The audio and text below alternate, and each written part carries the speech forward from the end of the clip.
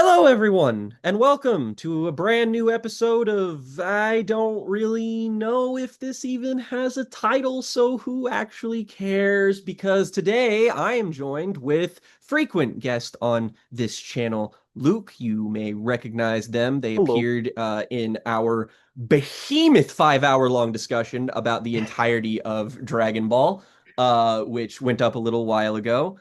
And today we're here to discuss something that is very different than shown in anime. It's also kind of a weird hodgepodge of stuff that is tangentially related, but it was something that once we put all the pieces together, we felt that it shared too much common DNA to not put it all together in some context, because each of the things we're going to talk about today are something we wanted to talk about on their own, but they have some shared DNA that I think makes them ripe for discussion in tandem with each other.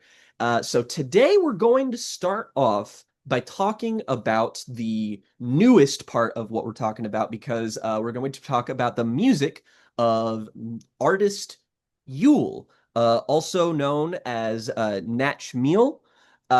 We talked about their album in 2023, Soft Scars, when that came out on the Jams and Tea podcast.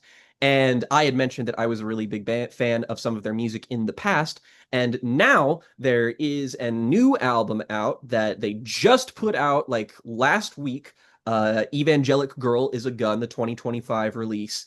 And I actually got sent a little press kit thing for that. Ooh, And knew I wanted to cover it in some capacity, but I figured it would be best to tie it all into this and kind of move laterally as we discuss their music in general and then kind of move into the new album. So, Luke, I know you have been doing a lot of preparation for this episode over the course of like the past month and a half that we've been preparing for this. And I kind of came to yes. you as like the not the Yule expert, but the fan that kind of already existed. And I was like, hey, maybe we can brush up on their discography a little bit to see, what we can mine out of a good discussion here. So, what was your prior experience with Yule, and how exactly did you go about on your journey with their music? Because they have been making music since a little bit before 2020, and they have like five major releases and a couple of EPs that have come out. So, like, a decently prolific artist, especially considering how kind of divorced they are from like the traditional like music scene and rollout. Like, Yule is a very online, very rate your music core kind of artist. So, Yeah. tell me about your little journey through their music. So for me, I'd say probably the earliest instance I can think of is I have a group of Discord friends that have kind of like a section on a server dedicated to music where I noticed some of their music first and found it really interesting. I really love the sound. I am a person who is so terrible with like defining music genres, so correct me if I'm wrong, but it kind of reminded me of like a glitch pop type of sort of style to it.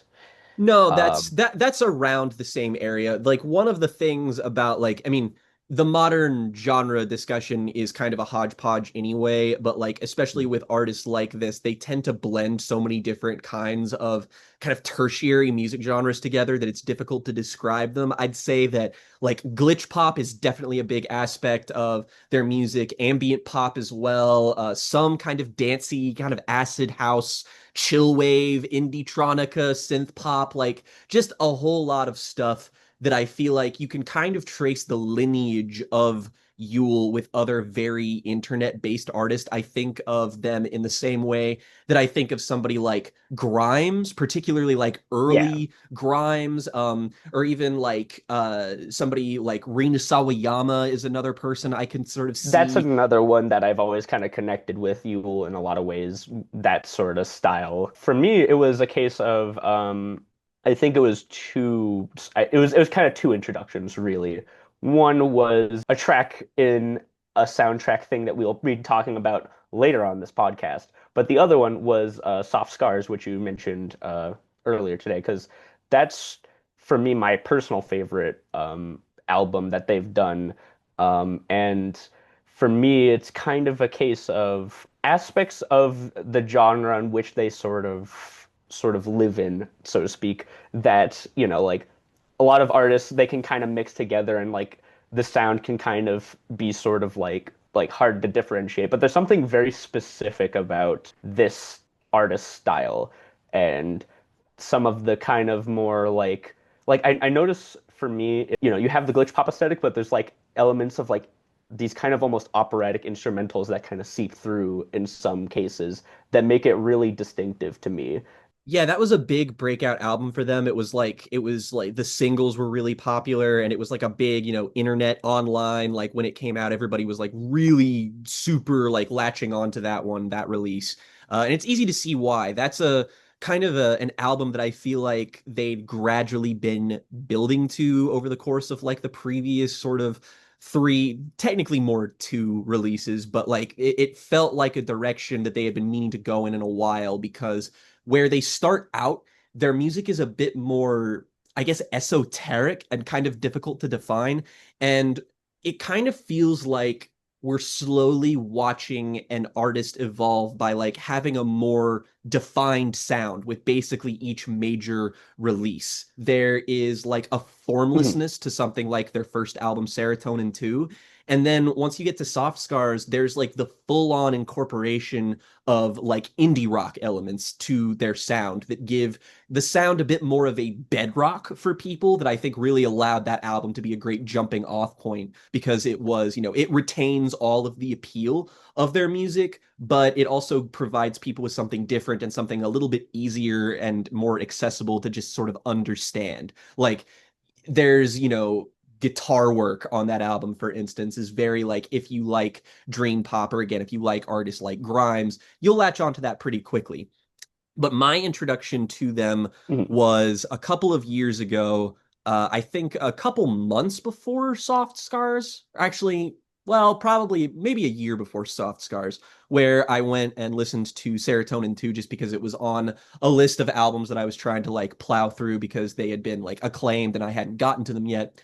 And Serotonin 2 is an album I've kind of been chomping at the bit kind of to talk about in any capacity because at this Mhm. point I would consider Serotonin 2 one of my favorite albums of all time. It is a record that I feel so immersed inside because of its sound. It is a collage of ephemeral moments that is crystallized by the glossy sheen of futuristic synth pop. It is such a fascinating record to listen to. Like from the start of it, there's the song Poison Arrow, which is the first like defined track on there, Mm. which is just like it has this really steady thumping electronic bass in it that is so key to this album's identity in general. It is such a gosh, it is an ephemeral album, like I mentioned, but it is also very dancey. It's very like almost club oriented in a way. It's a little bit softer because Mm. Yule's vocal presence is very, I mean,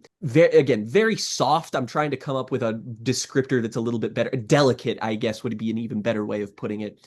But the way that Yeah. they are able to produce these songs is that they are immersive as all hell. They have so many layers of instrumentation, but it is unmistakable when Nat themselves is just on there and like is kind of guiding the song along. It is like 50% instrumental, 50% them, and they make that alchemy work really, really well. And not to mention, this is, at least to my knowledge, an entirely self-produced album. I think somebody else maybe mastered it, but like it showcases a Mm. lot of beautiful promise. And I don't just love it for its sound, but that is one of the big things is that this is an album that I can turn on and instantly I just feel a wave of bliss. It's the same feeling I get from acts that I've talked about loving in the past, like Sweet Trip, for instance. It reminds me a lot of Sweet Trip's early stuff, like their pre-Velocity Design Comfort stuff. A Mm. lot of shared DNA there. But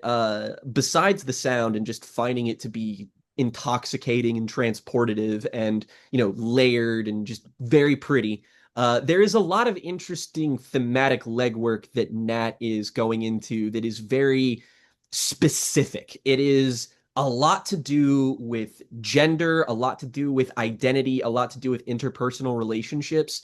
And the way it starts out on here is that it is written and kind of performed with almost hesitancy. It feels almost like the person, the subject of these songs is almost afraid to put themselves forward, which is why they feel it's kind Mm. of a muted presence on a muted album. But it doesn't like smother itself or anything. I always feel the artistic voice very resoundingly in both the writing and the atmosphere. And there are songs on here that really touch on stuff that I feel is super poignant for like queer identities and stuff. I'm not sure specifically how Nat identifies. I believe it is non-binary.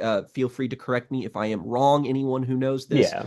But there are songs on here that really get at some poignant stuff. Like my mind always goes to the song "Pretty Bones" on the second half, which this is a song to me that I feel, and it's a little bit tenuous just because a lot of the lyricism on here is very, I guess I would describe it as opaque. But the idea inherent with a song like Pretty Bones is that it's the fact that what you leave behind and like your biology, your skeleton, your pretty bones are not the things that are going to define you. It is the things that, Mm. make you who you are in like your mind and what have you, like the expressions of your identity, the expressions of the internal that you make external rather than the things that are just kind of forced upon you. These songs that are all about, relationships in like the modern era, which is a lot less kind of tacky than it sounds on here, but there's just a Yeah. disconnect that I feel like is maybe the overriding theme in Nat's discography is that it feels like it is always an expression of distinct queer loneliness and like trying to bridge the gap between where you are and where you want to be. And I find that really engaging, and it works with the sound in ways that I wouldn't have expected, and it leads me to like I've gone back to this album over and over again. It's like if I need to be calm or clear my head in any respect, Serotonin 2 is what I look towards, and which is Would you funny just because say it gives you serotonin? you read my mind literally is that it gives me it's better than serotonin. It's the sequel, baby. But it's a really terrific album that I feel like it gets discussed in online circles, but it's maybe not as popular as, maybe it should be. So if you take anything away from a video like this, it's a hearty recommendation for all of Nat's music, just because I harbor an affinity for basically every major release. But, go back and like dig this shit up because it's worth it. A lot of the times, artists' early work or earliest work is more of a draft for later. I wouldn't describe that or this to be like that at all. They did have a few EPs, I think, that date back to a self-titled one in 2014, and it seems like they really Mhm. worked on their sound so that when they were finally ready to release a full-blown record, they did so pristinely, fully formed. This is one of my favorite debut albums, probably ever, and it's a kind of music I never saw myself getting super into just because I've never been super attached to the music of Grimes. I kind of missed that sort of cultural moment that she had, and like now I just like some of her music's just really not all that interesting to me. But Yule kind of fills that desire, that sort of Grimes shaped hole in your life should you have it. Or Poppy, I feel like, is another very analogous Yeah. artist in this Yeah. exact same way. They're a bit more like Poppy's a little bit more versatile and tries like a lot of different things, but Nat is for the weirdos who love electronic music, and I can't recommend that enough. And it kind of feels like that they like hit a sort of, I don't want to say a commercial level, but like once I started seeing people talk about Yule was in 2022 with their release of Glitch Princess, which is a really strange record. Once like I revisited it and I was like, wow, this is a lot more frayed edges than I remember it having. It's sort of defined by the fact that it does in fact have a bonus track on it that is a Yes. staggering 284 minutes. Ooh. Extra as fuck. I kind of love it. I will say I have a fun story with that. I think you momentarily brought this up when I decided to join you on this project, and I was like, oh, I wonder what they meant by that. all right, I'll go to the album and I'll check it out. And it was halfway through the album, I scrolled down and saw the runtime that I was like, oh, okay, what? Huh? What the fuck do I do with this? For And like how many hours is that in total? That's I'm going to check because it definitely is around four. yeah, I was gonna Like, say it goes over for like I think that's close to 4.5 hours, which is I mean, look, listen, I partake in some challenging music. I've listened to some long albums in my day. I love a lot of long albums. One of my most listened to albums of all time is fucking Death Consciousness. I have not sat through the entirety of this because I don't really have the time. well, here's the thing. I think the best way to approach a song like this is to put yourself in the right scenario to be able to have the time, which for Mhm. me was I decided one of the things I was going to do was I am a big fan of Stan Brockhash, the experimental filmmaker who does very kind of Yes. like trippy, sort of like spontaneous visuals. And I decided to watch the entirety of a Stan Brockhash film because the thing that's nice is there's no audio in most of his films, so you could just listen to it. Yeah. But it was like an hour and 10 minutes, so I didn't actually listen to the whole thing, keep in mind, but I listened to most of it, if nothing else. It Yeah, was I think that is a perfectly acceptable amount to be able to judge it decently. the film was called The Text of Lights, which is basically like describes it as time-lapse photography of books, paintings, reflections, and light falling on textures shot entirely through a glass ashtray.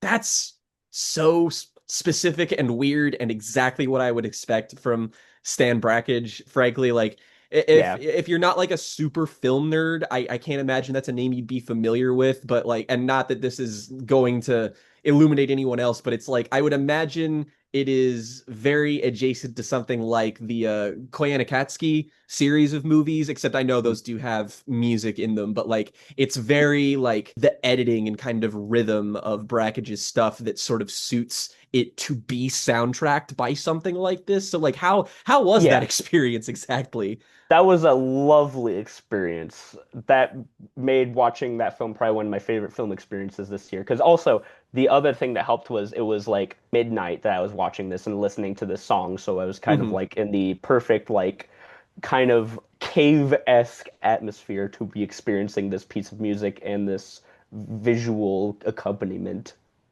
Yeah, that sounds absolutely awesome. And it is also buoyed by the fact that like Glitch Princess is a fantastic album. Like, I really Mhm. see why this caught on with people. I think it is almost as consistent as Serotonin 2 for me. It's just that, again, it is a refinement and that her sound it's just it has a bit more form and structure in it here. There's a little bit more like it sacrifices its sort of cohesion for versatility, which in my Mhm. opinion is kind of a lateral move in a lot of instances, but like there are songs on here like Don't Be So Hard on Your Own Beauty, Flowers Are Dead, and my personal favorite on here, which is the song Fragments.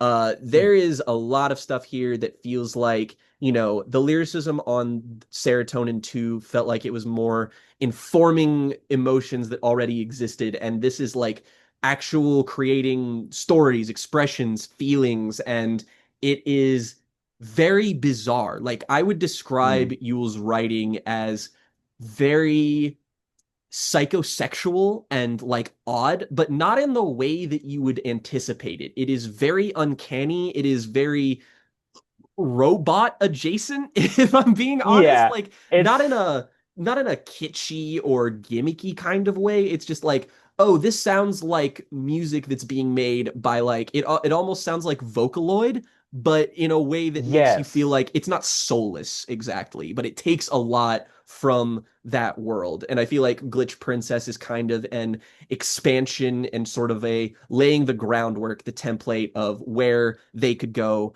after this. And I really, really like it as a result. In fact, I think I like it more than I did when I initially first heard it. It's an album that really grows on you. This is why I enjoy talking with you about music because you can say things that I'm like, oh, that's why it was making me think of this. Because the Vocaloid thing really is actually something I was thinking about a lot while listening to this. I don't know if it's like a deliberate choice, but like robot trying to understand how humanity works, but it's via like, oh, gender identity, disconnection kind of things. Oh yeah, and that is carried over tenfold into 2023 Soft Scars, which Riley and I do have a video where we talk about our reaction to that album. And yeah, that's a record where it feels like it was designed for this specific moment in Nat's artistic ascendancy, just because a lot of eyes are on them now. And so coming out with an album that's a little bit more accessible, has a little bit more structure and lyricism that is a little bit easier to understand than their other stuff. Like part of the reason I like Serotonin 2 as much as I do is because its kind of fractious, piecemeal approach to lyricism allows a lot of contemplation. You get to, it's a mental exercise while you're listening to the music to try and derive meaning from it. It's really fascinating. But now we kind of come full circle and it feels like as a songwriter, they are finally at their most confident. I think that Daisies is still like one of their best Yes. songs, and there's Soft Scars, the title track is fantastic. Aphex Twin Flame, which great name. I was gonna Fucking A plus, good stuff here. And there is kind of with the Aphex Twin comp, I would say that, the atmosphere of something like Selected Ambient Works really informs her early sound. But like even as Mhm. you get closer to something like Richard D. James, it still kind of feels like that DNA becomes way, way, way stronger in something like this. Aphex Twin Flame is probably like my personal favorite track off that album, which I'd say so Based. for my personal ranking is I'm actually it's kind of funny. Like my progression with Yule was like I basically started from the most recent to the earliest. Mm-hmm. And it was kind of almost like a perfect curve of preference, whereas like most recent was favorite, but like each one it was like not necessarily like, oh, I didn't like them as much as the last one, but it was like, oh, I can kind of see where it's like this is earlier work, this is earlier work, this is earlier work, and then like looking back at it, it's like the golden ratio ass kind of thing. It's like, No, damn, this kind of fits honestly, really well. I see that. And as somebody who kind of approaches the discography from kind of an opposite way, just because I tend to lean more towards Serotonin 2, Glitch Princess, and that kind of stuff. Well, with an exception. But like, Mm. it just goes to show you how wide-ranging their appeal as an artist like is that I look for something very specific, and I feel like you look for something very specific in it as well, and we both Mm. end up satisfied at the end of the day with the discography, which Yeah. I was really interested to sort of barrel forward with Yeule after Soft Scars because it's sort of like the world's your oyster now. You've been met with such critical acclaim and like you have a big fan base, so you can kind of let the reins loose a little bit. And this is often what defines an artist to me is what they do immediately after they hit it big. Once you get that foundation for success, you decide whether or not you're going to be a Radiohead or a Coldplay. Yeah. No diss to early Coldplay or anything, but those are two very different directions that those bands that started off as being quite similar ended up going in. I kind of But think of it in like you either like double down on the thing you were doing or did like what Ethel Cain was, where it's like, I'm gonna make a drone album. Let's see, just for the and fuck of it. and you know, you should be allowed to do that. Ethel Cain, new album, let's fucking go. I was very curious about where this new album was going to go, just because even though there is a perfect sort of like, as you said, kind of a perfect curve of trajectory for their music, this is what ends up defining, like, again, where that curve is actually going to go. And immediately, I was curious because this seems to, at least in the circles that we run in, been received in a more muted way, I guess. Like, not exactly like people just aren't frothing at the mouth for this one in the same way that they were the last basically two albums, even though it's like doing okay-ish. So I adjusted my expectations accordingly. Mhm. That said, maybe y'all are a little wrong about this album because I, like the word I kept seeing used when I was reading reviews for it was safe. Maybe some people are a little bit too online music brained because one of the things I really love about Evangelic Girl as a Gun is how many risks it ends up taking that feel completely unprecedented in her discography thus far. Like Mm. the opening track on here, Tequila Coma, is a fucking trip hop song. It Yeah, sounds like, I mean, it does sound like fucking tricky. It sounds like the percussive thrum of the drums and the kind of circular winding beat that they're performing around. It is like it's just such a fascinating aesthetic idea that I was like, we've kind of dabbled around something like this for a little while, but this feels like full-throated commitment in a way that I haven't seen yet. Because the cool thing about Nat's music is that it synthesizes so many things together. But now we're at a point where it feels like every song feels like such a definitive idea. It feels like a such a specific sculpture of music. And that's what I love about Evangelic Girl as a Gun. That in fact, I think I would say that this may even be my second favorite release of theirs to date because this has so many moments on it that I thought were breathtaking in a lot of respects. I think that Echo, for example, is just a beautiful, lush, incredible sounding song. And there's also like if you are more into the Soft Scars side of their sound, there are songs like Evangelic Girl is a Gun, the title track, which, absolute fucking banger, huge yeah, banger, the daisies of this album, and the big fan of song that one. Doo Doo, which Yes. I can't get over how funny that is, but once you realize it's kind of an onomatopoeia that like they're using within the song, it's like, oh, okay, this actually kind of works. That song, this is maybe not a very nuanced take, but like when I listen to that, this sounds a lot like a Frou Frou song, actually. No, I totally get I've actually been listening to a lot of them this year as a matter of fact. So I completely understand where you're coming from there. It's a lot of refinements of sounds that I feel like that they were going for on Soft Scars and that like I can see why maybe if you're looking for Yule's very specific idiosyncrasies that they're not always in the sound here, but I would argue that they're always in the writing. I actually find the writing here to be a little bit more engaging than something like Soft Scars because it feels like maybe the most thoughtful and mature record that they've got under their belt now. It's like, Mm, on Serotonin 2, it's expressions of longing. It's just sort of like it's there to be part of the tapestry of the greater piece. Whereas here, I feel like it's really meant to be honed in on and analyzed. And there's a lot about interpersonal relationships on here, specifically within the confines of like traditional masculinity and femininity. There's, parts yeah. where they'll be talking about like the object of their affection in a given song and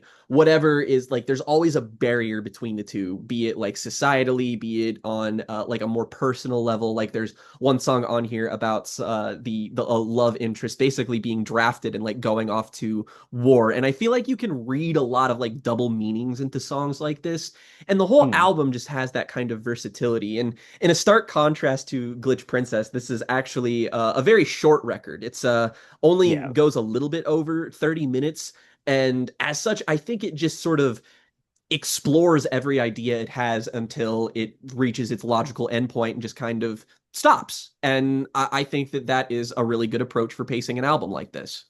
Hmm.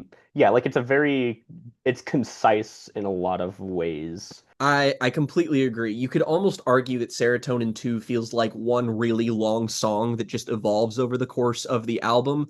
And with Evangelic Girl, it's very much like that is not the case at all. Each song feels like it almost exists in its own little world, an immersive and interesting world at that. But this is a record that just really doesn't let down at any point. Like there are songs that I like a little bit less than others, but like again, it's a really, really consistent affair, and I feel like it ends itself very strongly with a song like Skull Crusher, which is actually way more of an aesthetic exercise than a lyrical one, but it brings everything to a close in a really satisfying way.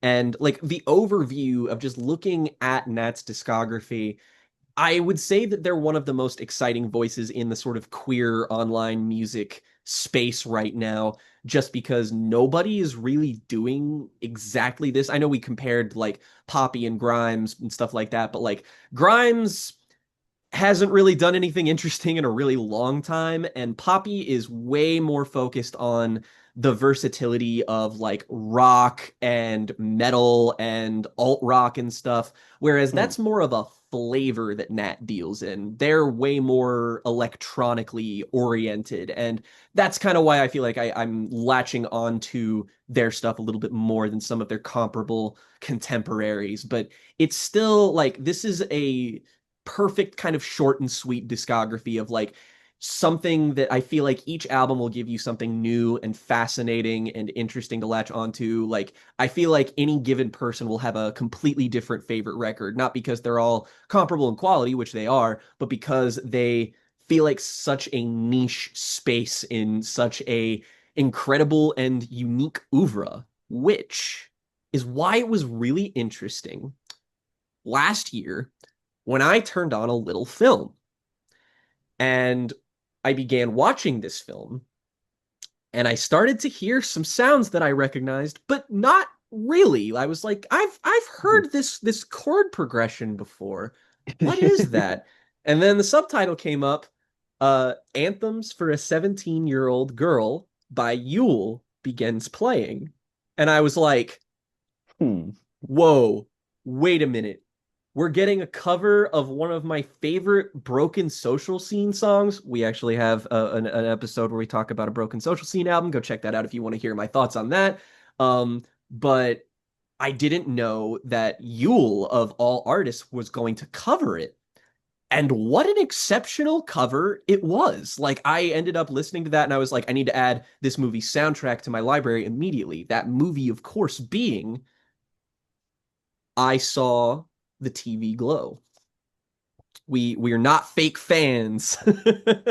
I'm real. This is, I think, the real thing that provoked us doing this discussion in general. But I want to talk about this movie's soundtrack first and foremost because it, in and of itself, feels like such a specific aesthetic curation that it doesn't quite have like the identity that a full-blown album has, but these songs are so specifically chosen and so emblematic of that kind of queer online music culture that I can't help but be fascinated with it. This isn't just like Yule comes on here and performs a song. It's like, oh yeah, this is going to appeal to that group of people. I'm talking about the fact that this has a Caroline Polachek song on it. It has a florist song on it, which means that like I'm not saying that Jane Schoenbrunn, the director of this film, has a Rate Your Music account and we just haven't found it. But I am saying that's absolutely true because of something like Florist or The Weather Station or Drab Majesty song Photograph, which I went to a Slowdive concert last year and saw Drab Majesty live.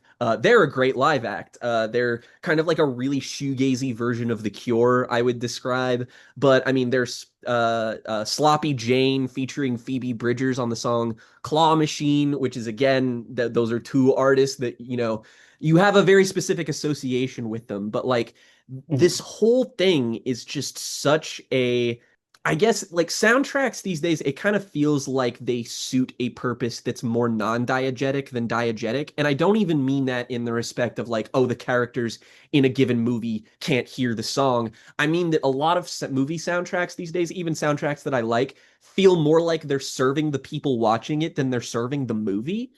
And like that's fine sometimes, but like we were talking about this a little bit before we started recording, but it's like, putting a pop song in like the Mario movie is just like that's such an immersion breaking weird idea to me that I can't believe it's like a real thing. It's so not conducive to how art works in my opinion. But Because even like this even before that, there was like, hey, we're gonna do a cover of a David Bowie song in Shrek 2, Precisely. And for as unbelievably based as the Shrek 2 soundtrack ends up being, which it fucking is. Leonard Cohen and Tom Waits both on one soundtrack. Okay, cool, man. Thanks for doing that for me. And fucking is that no, it's not the Jeff Buckley cover of Grace. It's a different cover. That It does have said, a Frou Frou cover on it.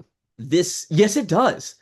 This soundtrack to me though feels like it is designed to be an as close to an album experience as humanly possible. Luke, what are some of your favorite just like standalone, like regardless of the context of how they appear in the film, but like what are your favorite moments on this very specific, very unique soundtrack? Well, I'd say for me, I mean, like, there's one in particular that I know is my favorite, but like, if I had to pick like two other ones that like really stuck out to me, um, I would say the two other ones are Claw Machine, which is kind of one of those like it's in a similar area to what the Anthems of a 17-Year-Old Girl cover is, where it's sort of like this very like almost anthem-esque element to the film, or it's almost like the musical thesis statement for the movie in a way. I really do enjoy the Caroline Polachek song, like both in the context of the actual film and just as its own, because it's like I feel like it's the most like an active pop song, sort of almost adventurous kind of like energy to it. It's all, I mean, it's also got Caroline Polachek, like the vo one of the voices of all time, Oh, doing it. I am I this was basically the moment for me where I was just I really love the last Caroline Polachek album a lot, and I have no excuse for not listening to her music more than I do, which is just not frequently enough. But then you turn on Starburst and Sunkissed, and it's like, oh man, this y'all heard of this lady? Because she's going places. Like I'm Yeah, late to the party, but holy shit, is like this song produced incredibly well. And Claw Machine is probably the standout track for me as well, which I find very funny that it's credited as primarily a Sloppy Jane song, which whose music I'm admittedly less familiar with, because to me, this has way more in common with Phoebe Bridgers' music than it does Sloppy Jane's, but like yeah, it basically serves as a mostly a Phoebe Bridgers song, and we'll speak to its utilization in the film once we actually talk about it. But like it's got variety, but it also does have consistency, even though there are moments like a Psychic Wound by King Woman, which is just like, yeah, I mean, Barn Burner doesn't quite do this song justice because with everything that's surrounded by it as being like these very sort of precociously defined, very kind of youthful, but also dreamy songs on here. And then this is just like a fucking mallet to the head of a song, and it yeah. rules. But there is one song for me personally that Mhm. stands out the most, though. And by all accounts, it's actually a fairly smaller track in comparison to everything else, which is Taper by Maria BC, Yeah, which okay. for me, I think one, the context within the film itself is very subtle, but I think might be the most meaningful track possibly in this soundtrack. It had like a specific sound to it I can't even describe. That's like, it's like a sound that you never realize you've been looking for like the entirety of your life kind of experience, Oh which man, is that feeling a good translation of the film? Wow. Wow. yep. You just described it. You just put it there right in front of Yeah. me, man. And I was and the thing is, it's like it's one of those songs that like the atmosphere, the specific energy is one of those things that's like it's so good that like you ever have that feeling when there's like one song on like an artist discography that you listen to, you're like, God, I hope the rest of it sounds like this, and then it doesn't. Mhm. That is not the case for Maria BC, who has only about two other albums, and they are like the kind of shit where it's like I want to do like the make a full film out of just this album on its own because there's such a quality to it that is so transformative and beautiful. Everyone listen to Spikefield by Maria BC. I Brilliant. just put that on my wish list to mark that just because I'm like looking at the tags here for what it is. It's like psychedelic folk, like ambient pop. Yeah, yes, yes, all the yes. That if there's one word that if we haven't already used it ad nauseum, we're probably going to do that twofold. It's atmosphere, which is Yeah. it's such a strange thing to talk about because it's like atmosphere is my favorite quality of any given piece of art, regardless of medium. If you have an engaging atmosphere, I'm sold. I almost don't like it's good when I have other good things, but like if you have atmosphere, I'm always going to latch onto it in a lot of respects. And I feel like that is the through line here of Yule's music, of this soundtrack, of the film, is that it has an impeccable atmosphere. And if you want like a better description as to what that is that I guess the kids these days would probably just call it a vibe.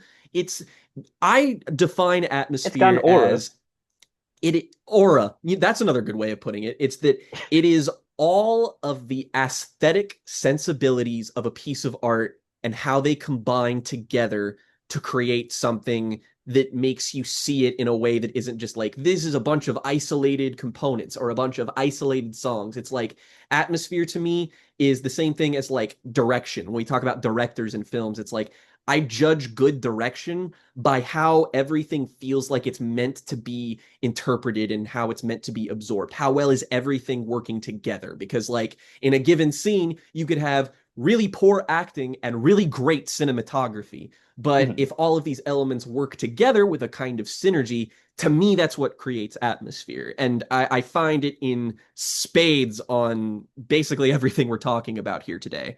We're like having an embarrassment of riches in terms of atmosphere with everything discussed.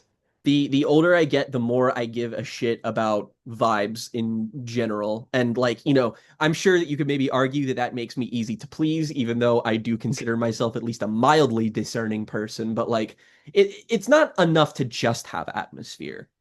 Mhm. But if a movie was going to succeed purely on the basis of that atmosphere, it would probably be I Saw the TV Glow, which, to set a bit of precedence here, this is the sophomore feature from director Jane Schoenbrunn, who has quickly become one of the most exciting voices in independent cinema, like very, very quickly. They came onto the scene with the film We're All Going to the World's Fair, which bad on me. I still have not seen, but I know a lot about it. Fake. I know I'm super fake. But I know a lot of what the subject matter, what it deals in a lot. It is a movie that, it's a very strange, it's often, it gets tossed around in the with the Lynchian comparisons, as then, it's a weird movie, but it's like, from what I understand, it is a movie about how it's like the Blair Witch Project for internet kids, in that it's about like, being lost inside of a digital world and how that can kind of change your psyche. And like, it's a fascinating idea, and I really, really want to see how it's explored in this film. I mean, is there anything, I know you've seen it and like Mhm. it, but is there anything particularly notable about it that you think sort of, presages I Saw the TV Glow in any significant ways? Yes, I think a lot of things. One is that this is an interesting thing to point out about Jane Schonenbrunn in terms of like because like when we're talking about like auteur directors, you are always being like, what are like their defining traits? Where it's like Wes Anderson has pastel colors and symmetrical framing, and David fucking Fincher Stan loves rack focus shots and monosaturated lighting. Yeah, and like the thematic stuff where it's like Wes Anderson's about like dysfunctional family, David Fincher's like about like kind of nihilism and sort of like decay in that sort of degree. Jane Schonenbrunn is about creepypasta. That is not inaccurate at all, and I feel like the first person who would agree with you would be Jane themselves, who Mhm. notably is queer and I believe identifies as non-binary. I don't Yes, okay, I wanted to get that correct. I'm But the scholar here, so I can verify most things at this point. thank you. Jane is someone that they also did like some music video work. They actually did a music video for Lucy Dacus's song Night Shift, I believe. That's Yes. semi-recent. It's a phenomenal music video. Like, I really recommend everybody check that out. With their work, I find it fascinating because it's engineered for a very specific kind of person. Because if you look up reviews to both of these movies, they are a little bit more kind of mixed to positive. And reading these reviews is very revealing because I do feel Quite. like, to some extent, if you did not grow up at the exact time that people like Luke and people like myself grew up, all of this could go totally over your head. This is for people who, it's for the introverted, shut-in kids who grew up having no avenue of expression of their identity but to go online, but to sort of to feel absorbed in a world where you feel that is simultaneously like super scary and complicated, but also is where you feel the most sense of belonging. And as somebody who I feel like the sort of second life that these movies are kind of getting in the wider consciousness is also has a lot to do with things in the wake of COVID, just Mhm. because it's about, isolation and the internet is becoming such a more homogenized and necessary part of our everyday waking life that it lends itself to a lot of thematic coherency that is very specific to this is I would describe the subgenre of Jane's movies to be post Y2K core in that Yes. this is again for people who read creepypastas and SCP and got obsessed with shit like Slender Man when that popped up online, and as somebody who has always at least orbited that world, I Saw the TV Glow was something that immediately clicked with me. It required almost absolutely no effort on my part to be fully engaged and locked into that experience and what it was talking about. Because I don't know how to put this, but reading reviews for this movie in particular is so fascinating because Yeah. I don't want to blanketly say that straight people do not understand this movie, but there are so many reviews that are just I don't get it. What is this? I'm trying to a bunch of my friends really liked it, and I just and then every queer person I know was instantly this is all-time canon for me now. Yeah. This movie understands everything about me on an atomic molecular level. And in some respects, I'm actually kind of glad that this division exists because it feels like we're actually having queer cinema being made for queer people without conceding to the idea of having to make concessions to we'll make a queer character in this movie, but it won't be about that, or queer movies that are kind of geared towards straight people in general. I would classify even films that I really really love or that I have an admiration for, Brokeback Mountain. Great example is I Yeah. don't necessarily feel like that's intended for straight people, but it was kind of intended for the consumption of a mass market audience who definitely skewed one specific way. It was just happened to be a gay story, whereas now Yeah. we're getting a lot more internalized queer stories, a lot more specific ones that align with a specific experience and worldview that a lot of it only a specific sect of people can relate to. And it's almost like that's its own form of not gatekeeping, but I guess it's kind of a pleb filter in a way, and it makes me I reassured. I was gonna say I think of it in a similar way to comparing like the audience that a film like I don't even remember the name of it, but like the trans son Mark Wahlberg film exists Yeah. versus a film like this, which feels like queer in its DNA, like Hmm. in its aesthetic choices, in its like choices of performance and tone. It's like you can, it's baked into it. Absolutely. And it has a lot of thematic resonance with a lot of queer experiences that, obviously that's going to hit home with a specific crowd. But I I really also respect that from a technical standpoint, I mean, I think this movie's impeccable.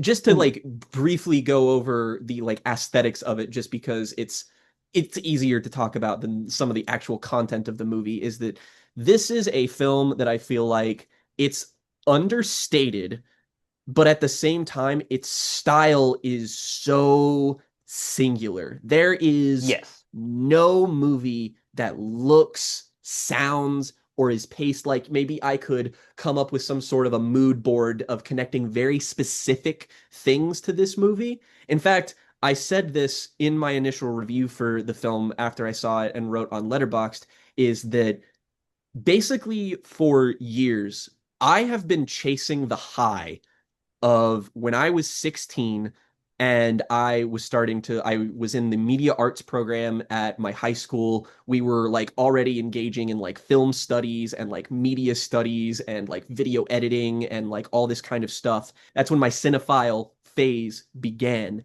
And I started seeking out all of these canon classics and like underrated movies. And the movie that changed and maybe in some respects even saved my life is Donnie Darko, which is another movie that like one of the closest comps to I Saw the TV Glow that I can think of off the top of my head, but is Yeah. also a movie that like part of its cult status I feel like is the fact that it's kind of been reclaimed by a lot of queer people and that they feel Yeah. a deep connection to a lot of the elements in this film. And I have said for years that my favorite scene in any movie ever, I don't even have to think about it, is the movie theater scene in Donnie Darko. And it is not because this scene is important. It's not because this scene is particularly well, shot or like technically impressive or anything. It is purely for the atmosphere. I watch that scene in Donnie Darko and I am imbued with a feeling I have never felt before that and that I have, well, until recently never Yeah. felt again.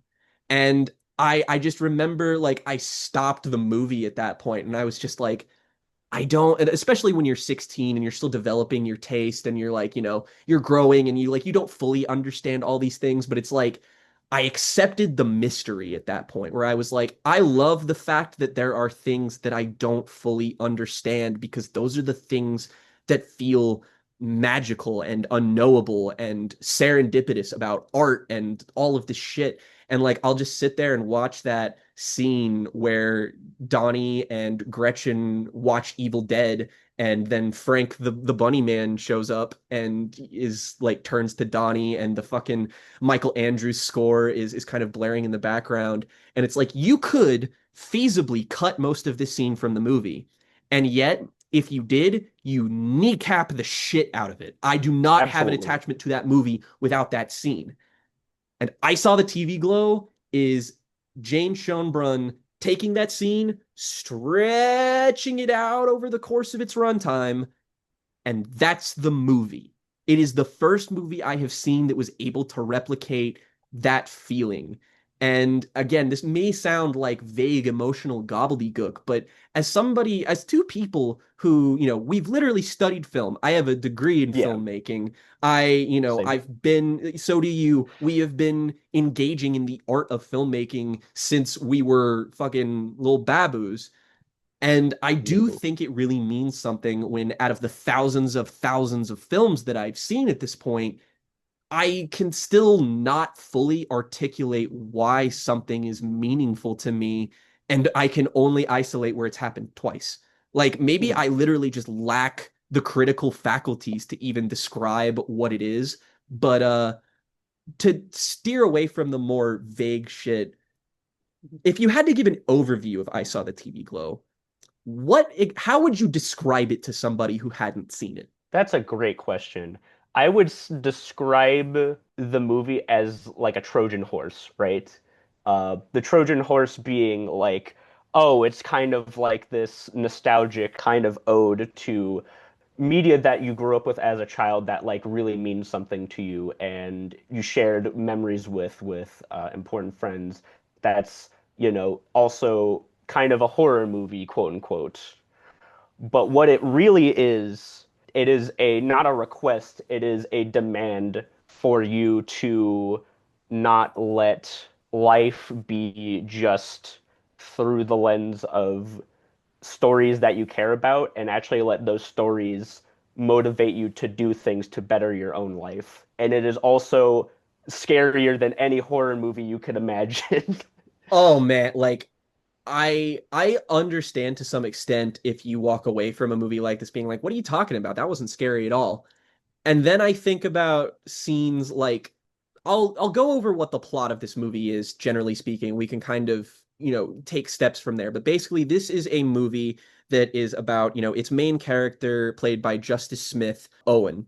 I have no problem saying this because Jane has said as much. like insanely autistic coded character that Very. is like one of, and in my opinion at least, one of the best representations of autism in film, in that it's a condition that people will often mistake for other things, and they'll be like, oh, this character has autism, and it's like, no, you mean that character has obsessive compulsive disorder, or you mean that this character has something else. And it's like these things can intersect. Like, I'm not a fucking psychologist, but they are distinctly very different things. And Owen Mhm. is one of the few times in media where it's like, oh, I feel like I'm seeing myself represented on screen because, wow, I used to be just fucking like this dude. Do you wanna hear a fun anecdote that'll be Hmm. very quick? I've rarely had like a they are just like me for real experience, but the first time I ever did was Adam Sandler in Punch Drunk Love, when I did not Yes. realize that I was on the spectrum. And then the second time to a much stronger degree was this. Oh, 100%. I completely understand. It's Owen is a character who kind of he lives on the margins. He's like the opening of the film is even just sort of like showing aspects of his childhood, and it's like every person that Owen encounters is in the background. Their heads are like cut off from the frame. It's like he just kind of exists in his own little world where everyone else just kind of happens to be. And eventually, Owen forms a connection with somebody who is in the same school as them, a character by the name of Maddie, played by actor Jack Haven, who I believe is trans. Um, Yes. and also, like, immediately when I saw Maddie on screen, I'm pretty sure Rhiannon and I were both like, they didn't even have to open their mouth, and we were just like, gay, gay, Gay. gay. Yeah. And like naturally they explicitly are like, I don't like boys, I like girls. And Owen responds with, I don't know who I like, but I like movies. And it's like, Yeah. whoa, ah, holy shit. Oh. But they Yeah. form a connection that is primarily focused around the fact that they are both basically within the fandom for a cult television program called The Pink Opaque that is kind of this Buffy the Vampire Slayer urban fantasy sort of like, it's sort of like Goosebumps. the midway point between Buffy and like kind of Stranger Things, and like just like a lot of like nostalgically coded shit where, there's lots of like there's lots of stuff on like the, the internet about this, and like forums and people like theorizing stuff about it. Like, I would describe the cult fandom of the Pink Opaque to not to be kind of like what I've seen for shows like oh, the Joss Whedon show that got canceled after a season, Oh, Firefly. Firefly. It reminds Yeah. me of like the cult following that a show like Firefly would have, and that like persists long past its cancellation. And they sort of form a relationship, and they kind of, they'll sneak out of their house at night to like go to the other's house and like watch it. Slowly, it's kind of them growing up, and you see this in a way where ultimately their paths kind of diverge towards the end. And it's mainly the sort of, it's kind of a coming of age movie of Owen. And Mm. I will say also that like it's very very obvious that Owen is not only coded as autistic but is like very very heavily implied to be trans and closeted. Like, I feel like that if you Deeply can in the pick up closet. on the signs pretty easily, especially if if you have some gender shit of your own like Luke and myself do. it's If you it's got again, that. it's shouting it at you to some extent. But I, off the bat, I want to compliment one of the things that took me off guard the most about this movie, which is Justice Smith. Yep. Justice Smith is a guy who I've been seeing in movies over the course of the last couple of years who, all love to him, has struck me as a very unremarkable actor. And I don't say that in even like a disparaging way. It's like sometimes you just need an actor who plays a guy. And that's what he's been. He's been in Yeah. Detective Pikachu, where he shows up to play a nice, relatable guy. He's in the Jurassic World movies. He's in fucking the Dungeons and Dragons movie. He's just like a very affable, likable presence that's just sort of there. He's very awkward and bad at socializing, and that's like literally all the characters he plays. And it's like Jane Schoenbrunn like saw it and was like, yes, you will be my muse because he is social awkwardness incarnate in this movie. And like in a way that is reads is again very like realistic. Like I used to be this way, and then when I grew up and kind of moved past it, I still saw lots of kids who were still this way. And Yeah. it's a very specific burden that's placed on his shoulders. He has to really commit to a performance that I feel like in lesser hands could be terribly mismanaged and just kind of ruin the movie. Like Absolutely. you have to be a very specific kind of vulnerable, emotive, but also kind of detached in some ways. It's like you are floating through this movie as an anchor because the way this movie flows, like the way that it looks, the way that it is shot, it's very dreamlike. It's very like the lighting is like really intense. It's like really saturated, but it's also like the shadows are so heavy and stuff like this. Like I am absolutely in love with the way that this movie looks. Do you want to know a fun fact about the look of this film? Uh, Absolutely. so I listened to a podcast with the cinematographer Eric K. Yu, who is probably one of my new favorite cinematographers just based on this film alone. But Hmm. two of the main inspirations for this film were like the slow Asian cinema of people like Simon Lang with like Goodbye Dragon Inn and like Apichatpong were Sethikal, uh, Mm. and Wong also Kar-wai even? yeah, Wong Kar-wai even, but also Joel Schumacher Batman movies.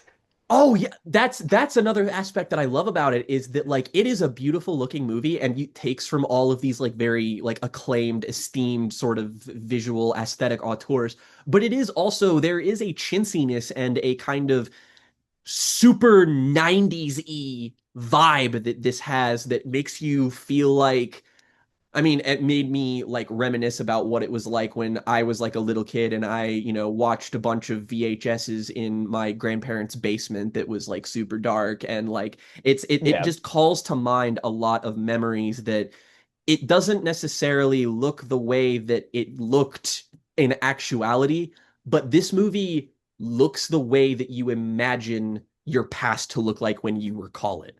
Like yeah. it's and that is so thematically on point too, in a way that's really disarming for what happens later.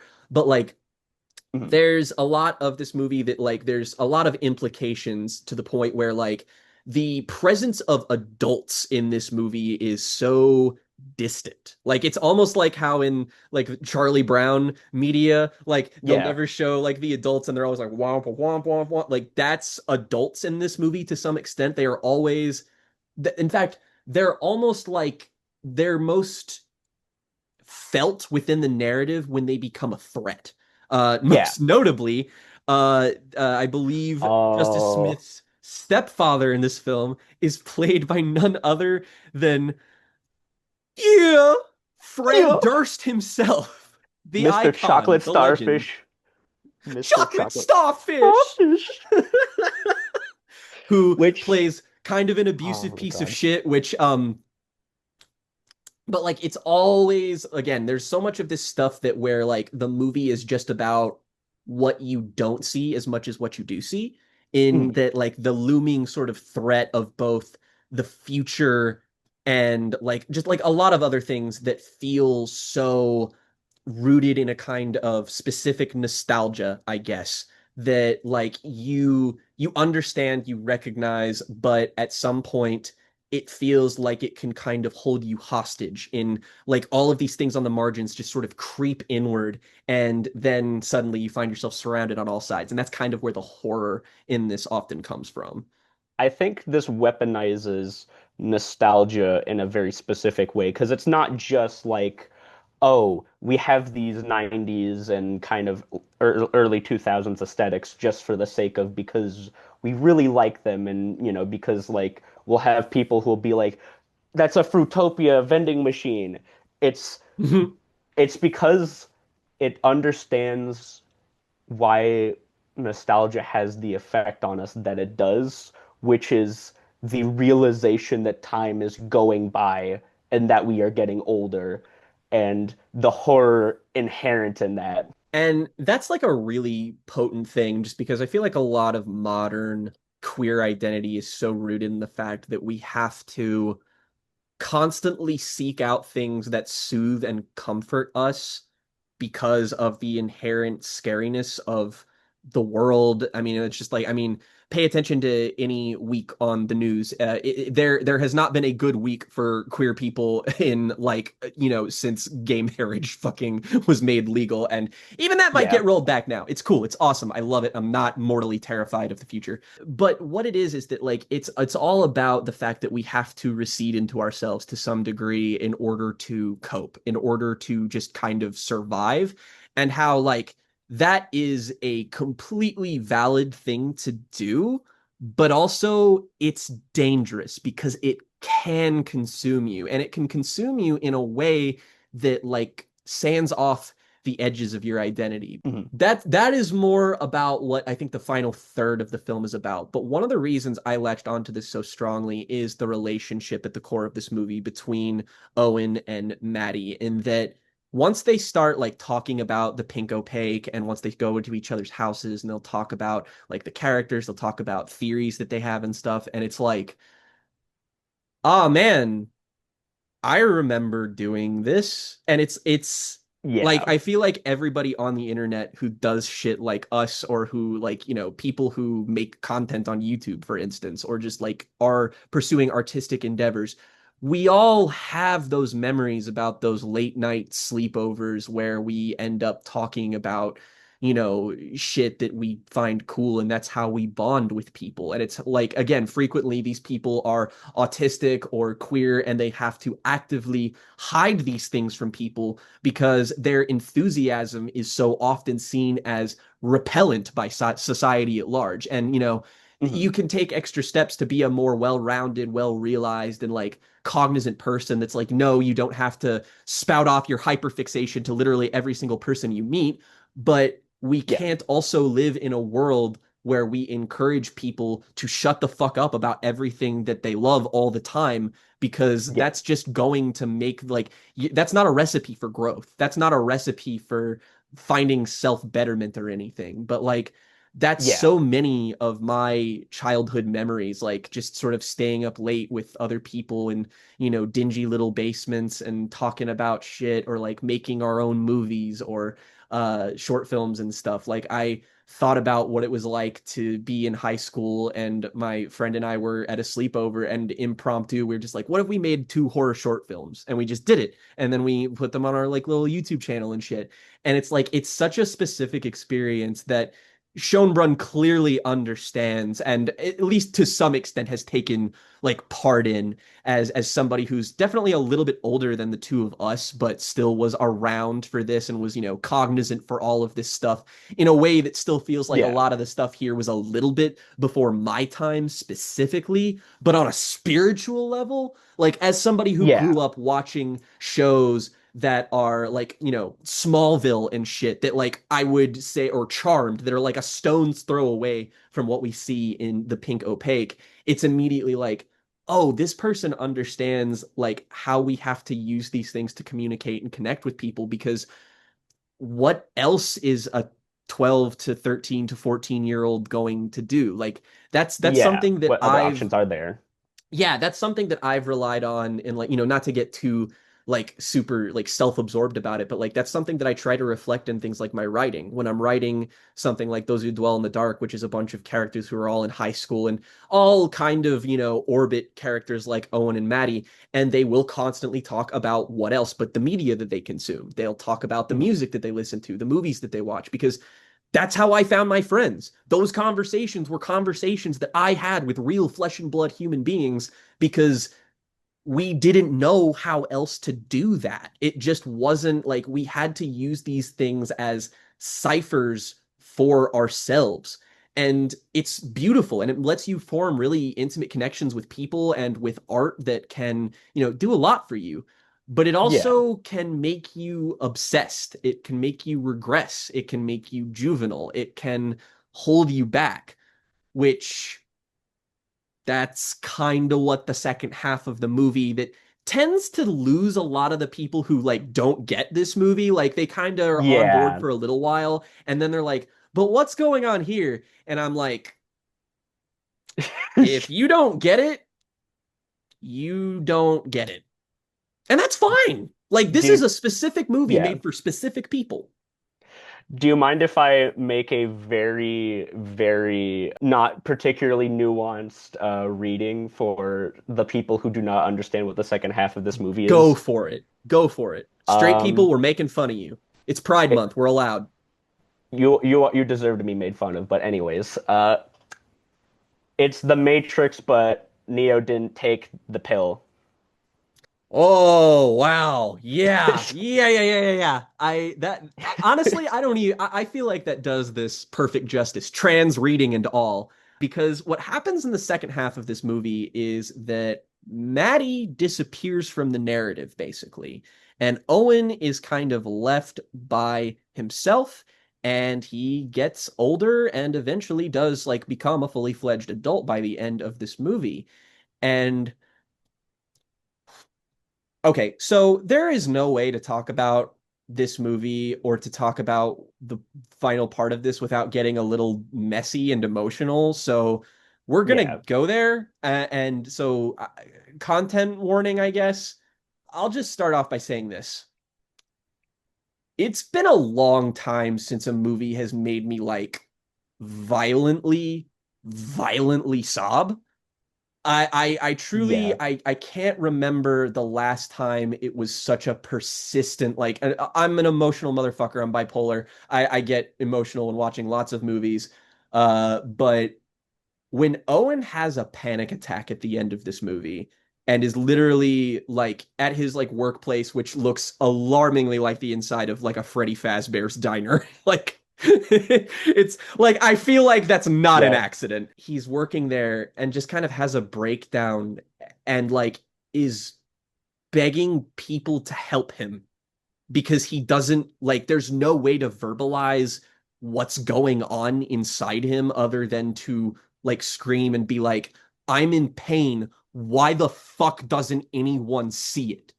Like, yeah, why can't you see how obviously I'm suffering right now? And he just flips his shit, and I lost it. I broke down. We had to pause the movie. I had to like get my bearings. It was like, as somebody who has grown up and has a lot of the experiences that this movie has at its core, an often a thought that just kind of persists with me in ways that is not like healthy or good, and that I've had to take considerable steps to try and avoid this line of thinking of just like, hey, if I suffer enough, maybe somebody will finally save me. Like if I carry the Sisyphean boulder, if it crushes me, surely to God, someone will see that and they'll help me. mm, Because it's so difficult to have that agency when you have been suppressing it your entire life. And that leads to the most heartbreaking part of the movie to me, which is like I don't feel like anyone else other than people who have experiences like ours will understand what I mean here. But when Owen revisits the Pink Opaque, and it's a like it is shown to us in the first half of the film as something very specific. It almost feels like an American take on like a Super Sentai show, but with like kind two of, girls yeah, who are like psychics and like they're like at this summer camp and they're like fighting these supernatural entities and stuff.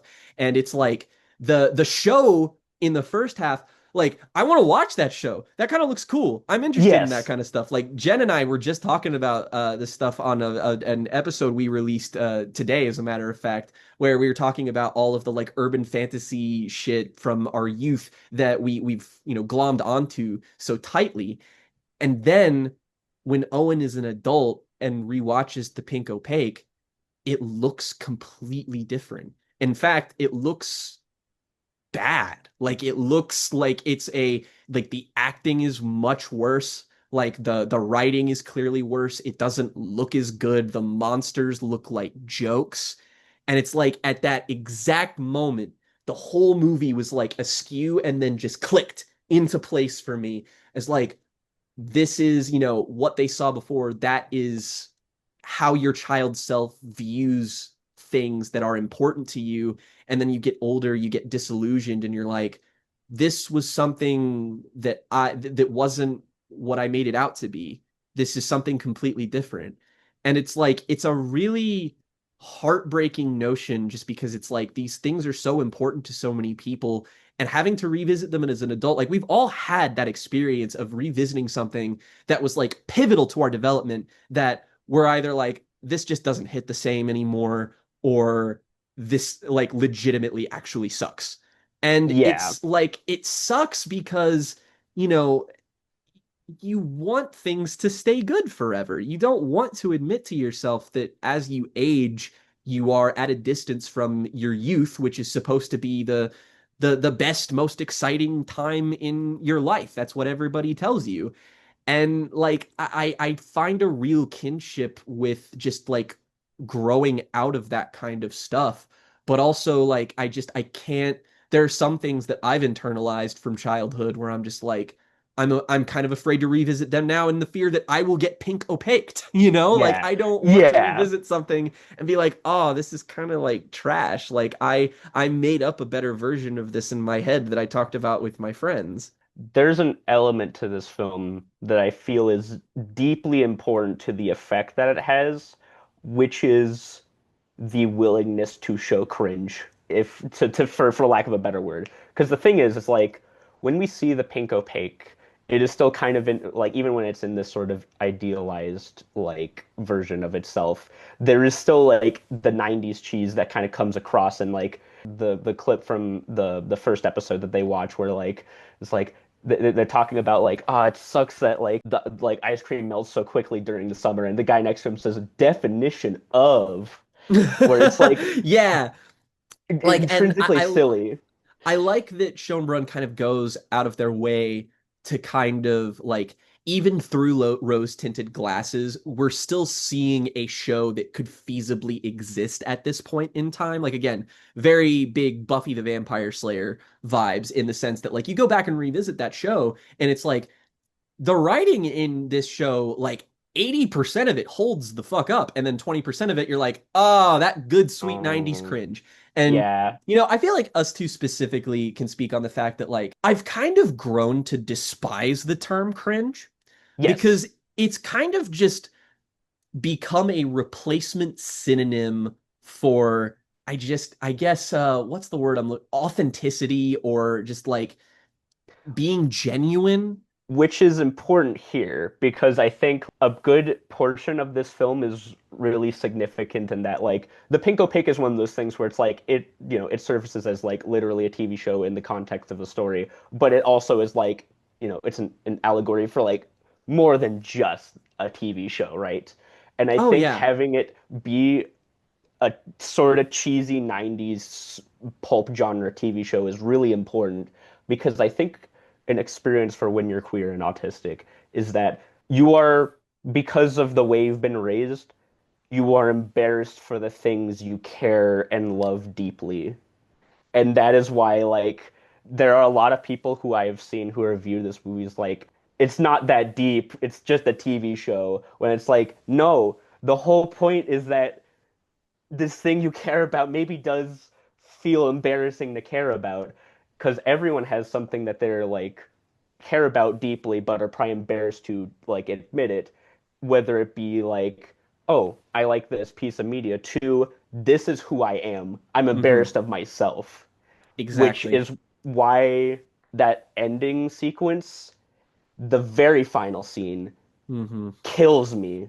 Like it feels like dying actually in real life because a specific sequence in the beginning when Owen is like a wee baby child, like literally Maddie calls him a baby. He is Hmm. very young.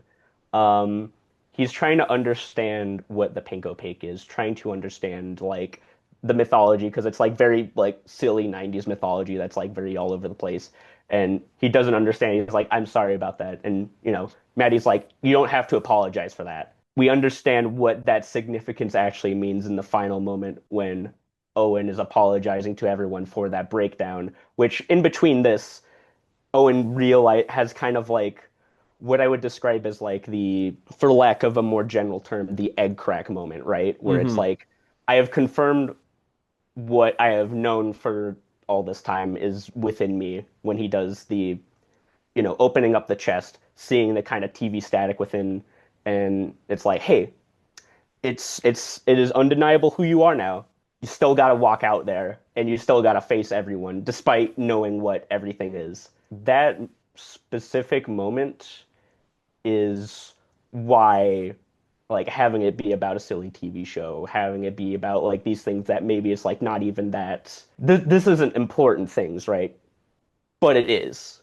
It's especially poignant as somebody who's been podcasting on the internet for so many years. I have inevitably run into the dilemma of like, oh, this thing that I really, really dig is something that a lot of other people, even people I know, just they didn't have my experience with it, so that they don't have the same connection. And instantly my gut reaction is embarrassment. Like it's instantly like, I'm sorry that my love for something did not translate to you because it feels like it reflects poorly on me. And like that's something I've had a really difficult time with, like even semi recently, is that again, when you connect with so many people because of art and through art, otherwise known as my entire fucking friend group entirely. Part of why I saw the TV Glow is so fantastic is that like, and I'm not saying that this is inherently a bad thing, but like a lot of queer media, especially like right now, it threatens to coddle its audience a little bit because, Yeah. it's trying to assure them and comfort them and be like, the world is really scary and like here's something that you can take refuge in. And we need that. That's very important.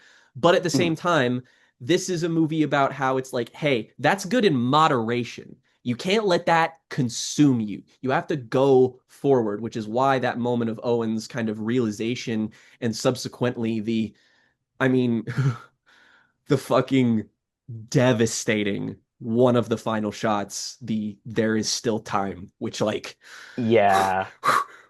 I can't really think about that Mm. shot a lot because it makes Pain. me feel feelings. And then the fact that it makes me feel feelings is like, oh, this is part of what the movie's talking about. It's kind of an Ouroboros thing because it's like, here I Chain am reaction.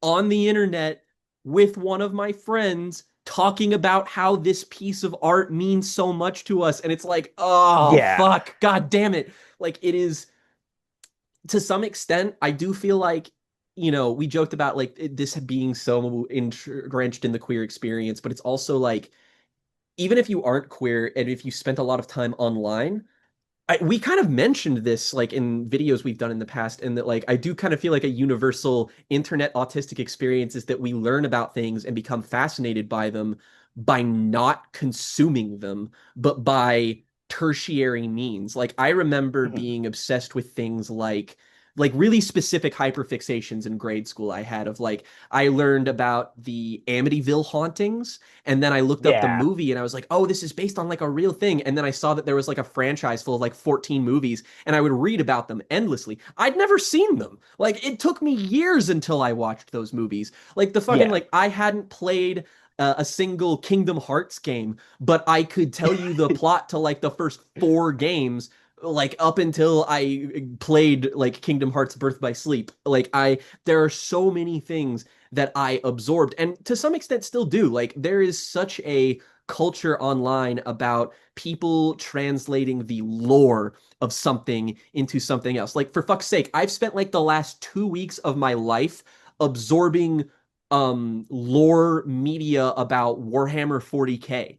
I Yeah. I've never in my life known anything about this shit. I only just learned that that's like a tabletop game, and then I was just like, I'm bored at work. I'll listen to this guy ramble about Warhammer for 2 hours, and then I'll go down a rabbit hole of just like, yeah, now I can tell you about the fucking every single faction. I can tell you about the Imperium of Man. I can tell you about the Primarchs. I can tell you about the Emperor of Mankind. I can tell you a ton of shit. And like that's how I get involved with stuff is that I'll do that and then that's my gateway into exploring them in a more definitive and even to some extent kind of enriching way. And I Yeah. feel like a lot of what might be unsaid in something like this is that there is stuff on the horizon that will do for you what these pieces of media have done for you, but they are, I don't want to say elevated because that sounds really pretentious and kind of demeans the connections you might have with something else. But I was somebody who read a lot of novels and like young adult and like kind of horror adjacent stuff to the point where I that was a real big part of me when I was younger, and like I don't have that connection with those things now, but it's precisely the reason why a movie like Luca Guadagnino's Bones and All is like, oh, this movie understands me on a molecular level. Like it contains all the things about fictional storytelling that I love, but it's Yeah. also something that I appreciate as an adult who can talk about things like cinematography and screenwriting and pacing and acting and all of these things that, do make you a more well-rounded person. Like art is a Yeah. gateway to the self. It's not like, but you can't let it be a gateway that's a feedback loop because then you'll get Yeah. trapped in it and you'll be like Owen and you'll be stuck in that little town working a shitty job for a bunch of years and you will have never even discovered yourself. And like Yeah.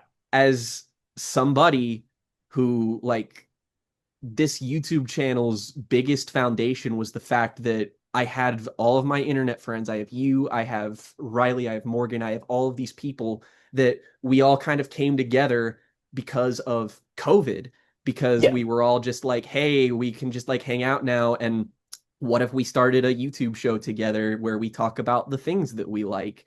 And that became the vehicle through which my friendship with many people deepened quite substantially.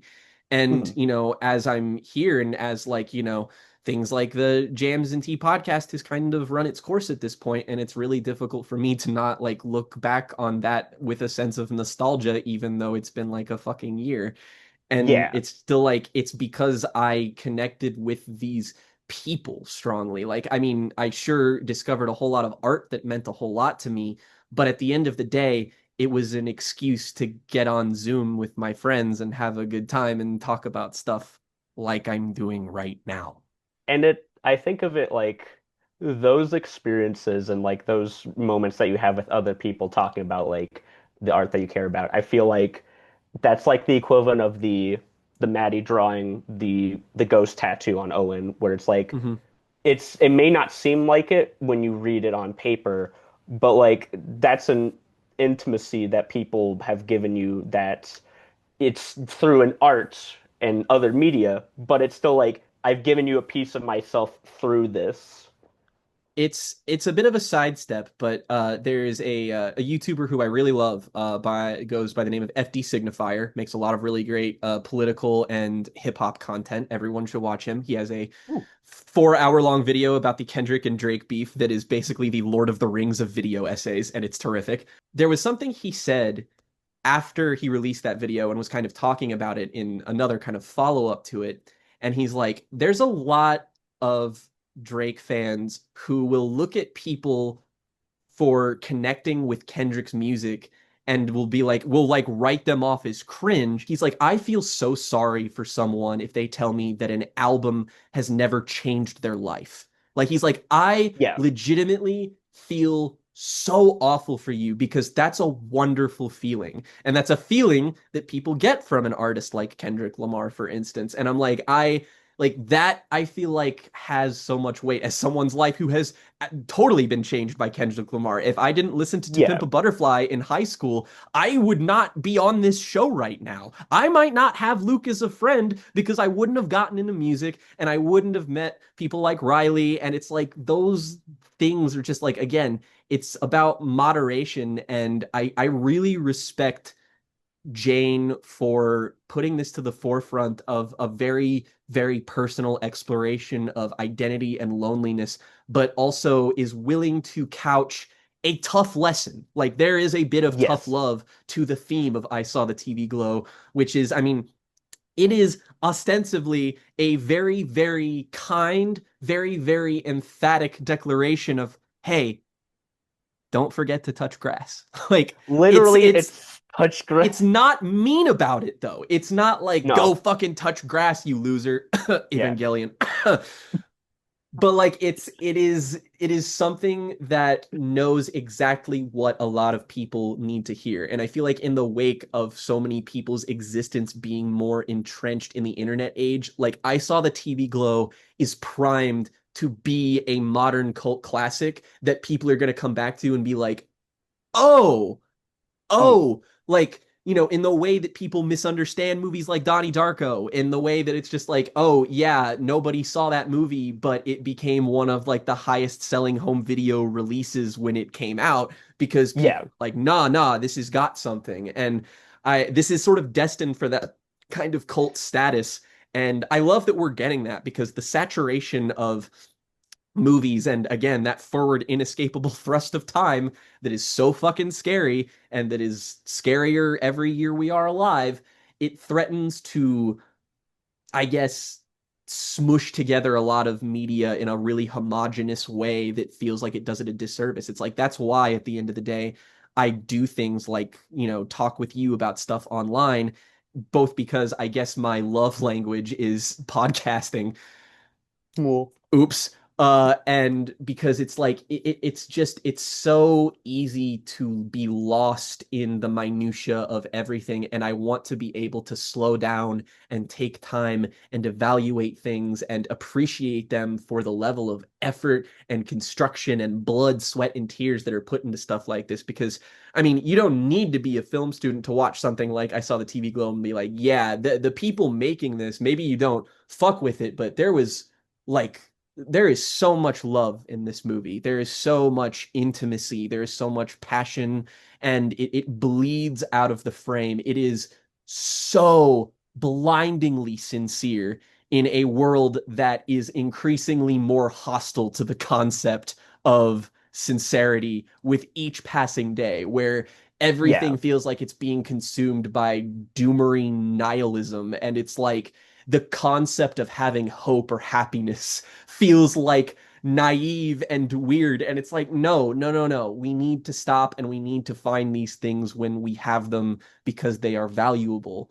And it's like, this is a movie that feels like it was engineered for me at this point in my life, to a point where I can only say, I have not been more affected by a single cinematic experience I've had so far this decade. I Saw the TV Glow is the best, most resonant work of filmmaking I have seen in years. It is the movie that I Mhm. would say, like, I would say that I haven't been affected, shook like I have from this movie since Donnie Darko. Like maybe All That Jazz, maybe like they're such specific movies, but it's like no, it's that very specific thing. But Donnie Darko was that for 16-year-old me, but 27-year-old me needed I Saw the TV Glow because it's got a great lesson inside it and it's got all of the things aesthetically that I look for in art, but it's also just it's such an idiosyncratic movie. I mean, like we haven't even talked about the fact that there are basically like three different music videos inside this Yeah. movie. Like it There's literally like like three,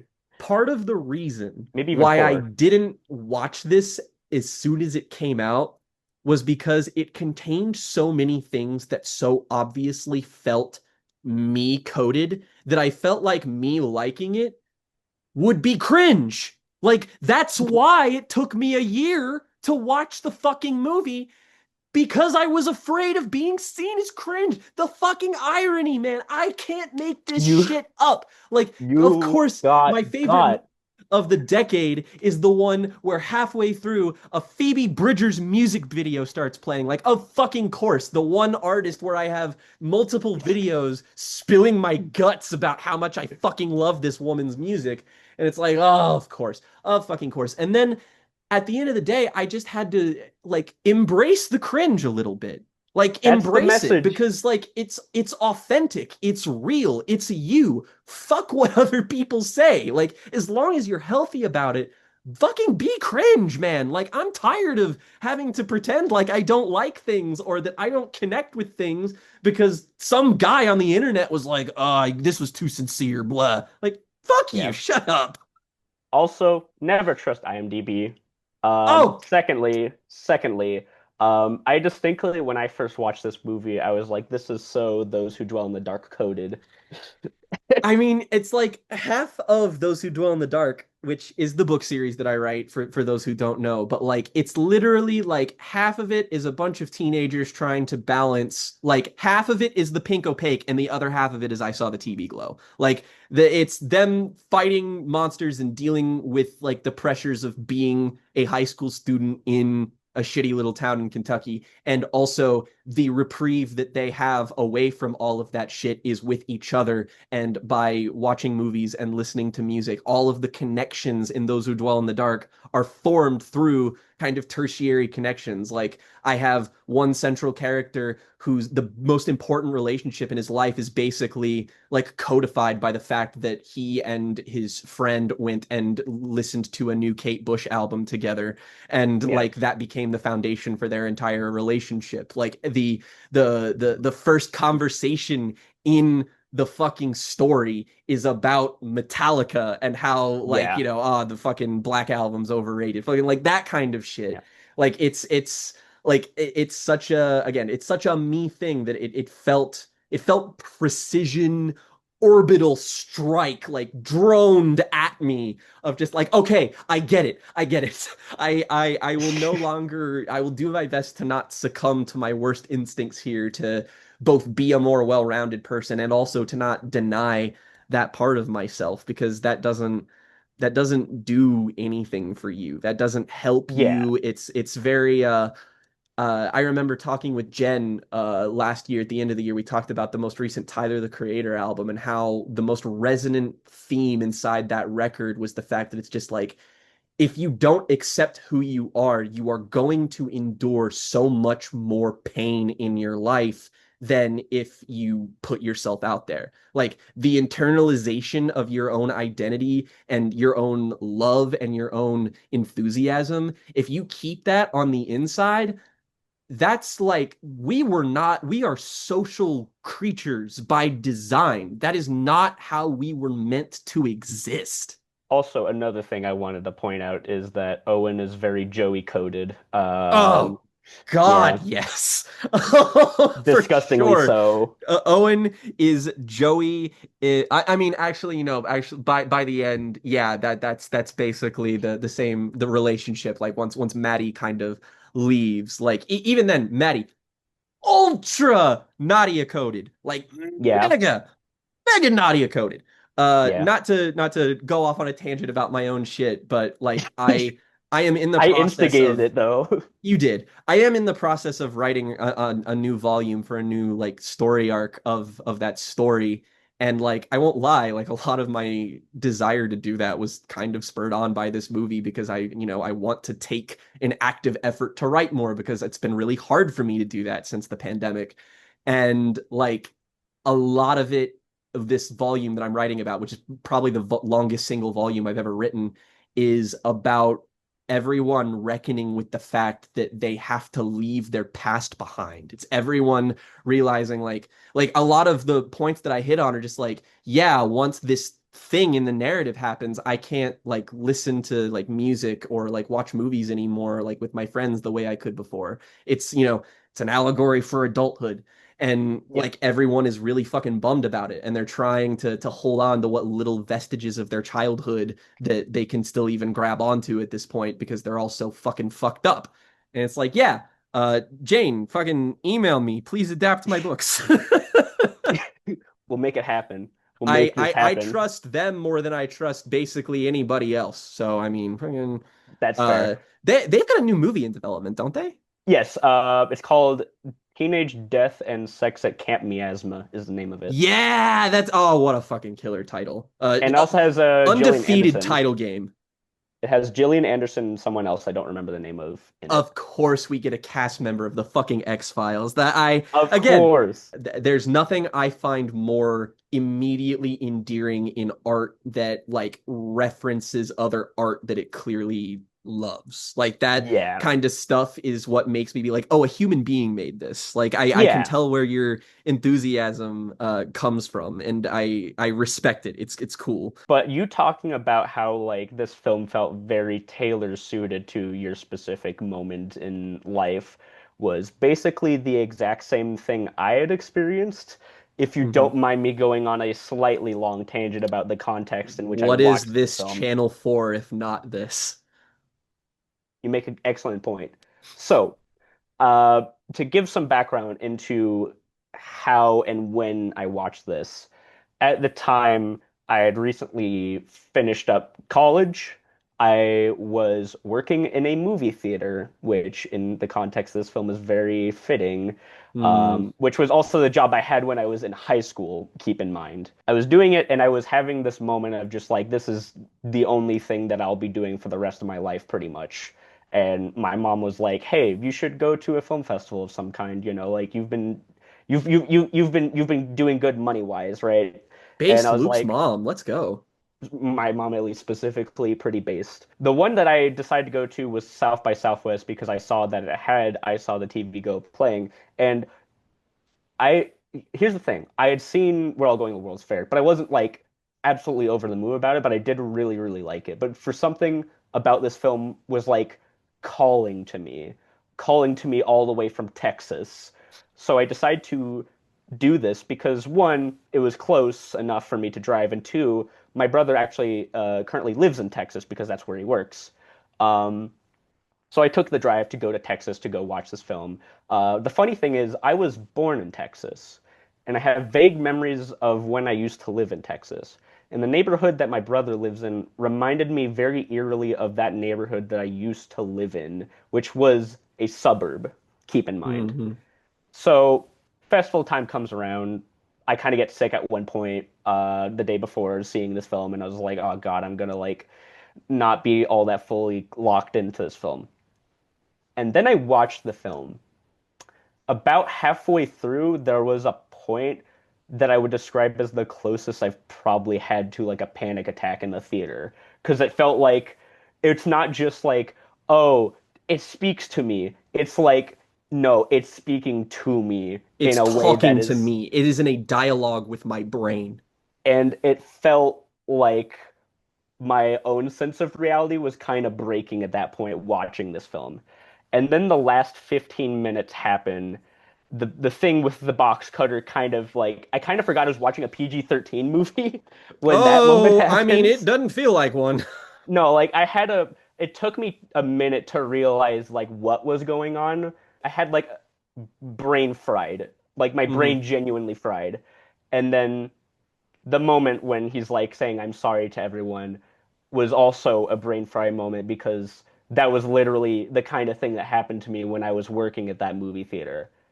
And then I got up and I walked out, and very luckily I didn't go there by myself because my brother was also there with me. And so it was very comforting after that very also lots of non-binary people that I met on the way to that screening, which was very fitting. But Hmm. I walked out to the streets of Austin in a complete stupor that if by myself I would have felt like I was just not knowing what to do about anything. But I was brought down to earth by my brother saying, "That was cool. It reminded me of Mulholland Drive a bit." You know, I that's such a perfect story for this. The other thing, though, is the next day I quit my job. Fucking that's what I'm talking about, man. Like when I say that it's like being in a dialogue with your brain, it was like the first thing I thought when the movie ended was like, I gotta write. Like Yes. I have to like I just like I have all these ideas and shit and it's just like it almost feels like the movie is shouting at creatives to be like go make your the pink opaque. Like the version of it that you saw as a child, go make that as an adult. Like go Yeah. and fucking like make it for yourself and so that you can sort of realize your own vision. Like if you can't get that experience from your childhood, then go make it and Yes. like you know I don't think I've had a more fulfilling experience as an adult as when I did when I finished the second story arc of Those Who Dwell in the Dark because I was Mhm. like I did it. Like I it took like I toiled away, I worked my ass off, I did this thing, and not only did I do it, I finished it. and I finished another part of it. Like it's like a story with a beginning and a middle and an end. And and there it's so difficult these days to fucking finish anything just because the world is Yeah. constantly so fucking busy and noisy and pushing you in so many different directions and you don't have time for anything. And it's like once you're able to carve that out, it's just like it's again, like I know that not everybody is a non-binary film school graduate who has lots of weird relationships with the online community and art and shit, but like there And is autism. something universal about the fact that it's like the main core message of the TV Glow doesn't have to do with gender or anything. It has more to do with nostalgia and to do with stagnation. And it's just like don't let yourself become Owen. Like, this is a Yes. warning. This is an example for you. Please don't do this because you will be like him. And that's not good. Like, Yeah. you don't want to find yourself, in your late 30s working a shitty dead end job with no prospects and no friends. And like, sometimes you don't have the opportunities to get away from that. But like, if you do have them, especially in the internet age where I mean, you still can connect with people. It's like, for the love of God, do it however you can. Like the fact Yeah. that I've gotten to connect with other creatives. Like every friend I have in my waking life now is like they're all some brand of artist, and it's because like those are the people I feel the most understood by. Like that's why I don't think I held on to any friends back when I was in high school, save for Morgan. It's because we were the only people that were clones of each other. Like we were the only people that understood each other on like an atomic level, and we had to be able to like that's just there are parts of yourself that you can't explain to other people. They just have to understand them. And like, Mhm. I'm just not that way. Like, I think about a lot of stuff. And like, I think about the person that I used to be in high school and shit. And it's just like, I know everybody looks back and just like, oh, I was a dumbass. But it's just like, I really hate that person. I hate that Yes. person because they were an Owen and not in like a charming, like nerdy way. It was just like they were self-defeating and like they had horse blinders on and just like they had no sense of perspective and like thought they knew everything and like all this kind of shit and it's just like you know you're a kid, stop it, shut the fuck up, grow up and Yeah. learn something. And like yeah, that this is a special film because it feels like it's designed to be a wake-up call for a certain kind of person. And like there's not many things that are able to do that. Like there is not a lot of things that possess this level of idiosyncrasy, like that just and that care. Like a lot of stuff like Yes. this could come across as really condescending, but it's like no, Schönbrunn understands, has experienced this, and to some extent, like the world would be better off if everyone tried to take the journey that Jane has taken. It's like we want more queer independent filmmakers. We want more like all of these things are good. So don't let your like I see so many like friends of mine who have like gone on like I have a friend who I met on Twitter and fucking Letterboxd who literally just had a film like premiere at a film festival and I'm like I'm so fucking proud of them. Like that's so incredible and Yeah. like my appreciation for that I feel like another lesson in this is sort of like learning how to be appreciative of the things that you should be appreciative of. Yeah. Like I guess to kind of simplify is like learn that you are enough and that you are able to make things that are meaningful and good, and that you shouldn't just, as the film kind of says, be a narrator of your own life or just be a spectator in others' art. Your capacity as a person to change is part of you. Like it's not that I was this person and then I became a different person. The various phases in the middle of those two endpoints, the progress that you have to make, that is also you. And in many respects, it is the most important part of you. Because I mean, like that's the evidence that you can grow and change as a person. And we live in a world that does not incentivize that. It does not incentivize growth or empathy in that way. It's like Mhm. it's why I would say that it is important. Yes, I was gonna say like that's the thing about this film that I find is really important. Because when I first watched that, like I kind of took the very bleak reading of its ending in a very strong way, but then I read more perspectives from other people about like what its ending means. And I remember something about the possibility of a sequel to this story happening, which I mean, I love Schönbrunn, so I trust that they would make something good out of it, but I kind of hope they don't. Because the thing about the Yeah, ending to me is like it's kind of like a I'm trying to think of like a good example of like it's an ending that is not conclusive. It is only conclusive for the audience members to make for themselves. But in it's like an implied the ending that I feel like is yeah, essential to how the movie works. It has to and exist in yeah, your head.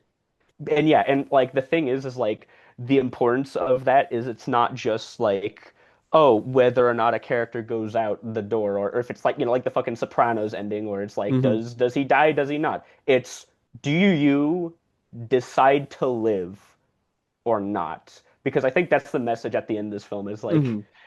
the Wind Rises message is we must live. This movie's message is we must live, otherwise you'll die anyways. It's like, I mean, it is at the end of the day, it is kind of circular, but it's such an important thing. And it's like, I can only read the ending as being very hopeful now. Like, it is something that, like, it feels like it grabs you by the collar and tells you it's just like, you're gonna be okay, but you also have to help make yourself okay because Yeah, the world is not going to do it for you. Like, it's like Owen's breakdown is like, you know, you could suffer infinitely and no one might notice. And that's yeah, not fair or right or good, but you have to live. yeah. It Fucking is it is what you circle have back to to do. Miyazaki. How do you live? How do you live? Because we talked a little bit about Justice Smith, but there's a moment specifically that I really want to mention in the context of what we were talking about, Yeah. which is during the bathroom scene. There's obviously a lot of moments that are like pretty like impactful, which I have to say, this movie has a number of what I would consider to be like Jonathan Demme level close-ups, but specifically that one Yeah. close-up in the Great end. comp. There's a moment in this after the chest open when Owen is putting back on like his work clothing and looking in the mirror when he's kind of like half smiling that then sort of drops. Hmm. That is the moment of realization of I have to do something now. And I think then that ending is kind of the like because I mean it is both like a you have to decide what happens and the movie doesn't mean like for the characters it means you watching this, you have to decide whatever it is that you were concealing about yourself that is true to you. You have to either decide to just keep living the way you are living or fucking do something about it. It's valuable, it's powerful, it's if you're the type of person, I also realize the serendipity of me essentially doing what you just said with this video. But if you are the type of person who watches these YouTube videos, who's gotten this far in this video, and you haven't seen this film, what we're getting at here, watch it. Watch it. Go watch it. Seek it out. I not that I encourage piracy, especially of independent films, but at the end of the day, another viewing of the film is another viewing of the film, and hey, you can always go and support that by going and buying a Blu-ray or the vinyl soundtrack, which are nice little pieces of physical media that you should probably own because I am terrified at the idea of this movie potentially like disappearing from like streaming services or something just because that's the thing we have to be scared about now. Yeah. And also, I think Jane Schoenbrunn is for piracy. I'm not gonna lie, knowing who the I type of person they are.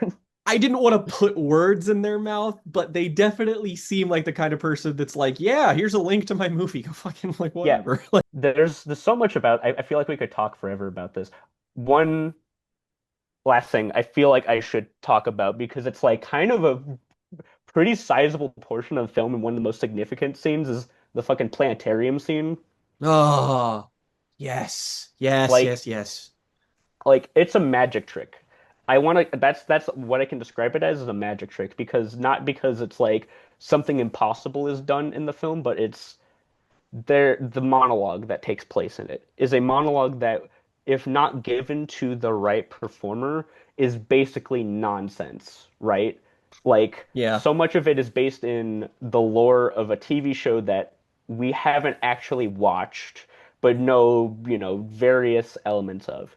But Jack Haven is gives such a brilliant, strong performance that Hmm. regardless of whether or not we understand the context of the lore given, it's like they make us believe it. They make us believe it as if it's like reality. Also, shout out to the Alex G score. I don't know much about Alex G, but the Oh, score rules.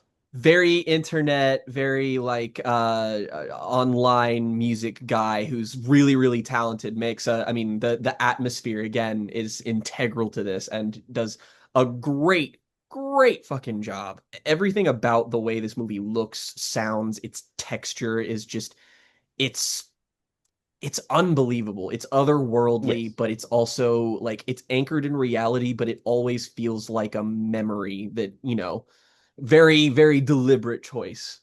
Texture is actually a very important word that I would associate with this film because it's like I think of it like this. There's a lot of films that like visually look great, but like my favorite films are like I'd say they give off a texture that despite being someone who hasn't been able to smell for the past like 10 years, I can almost smell it. Like Yeah.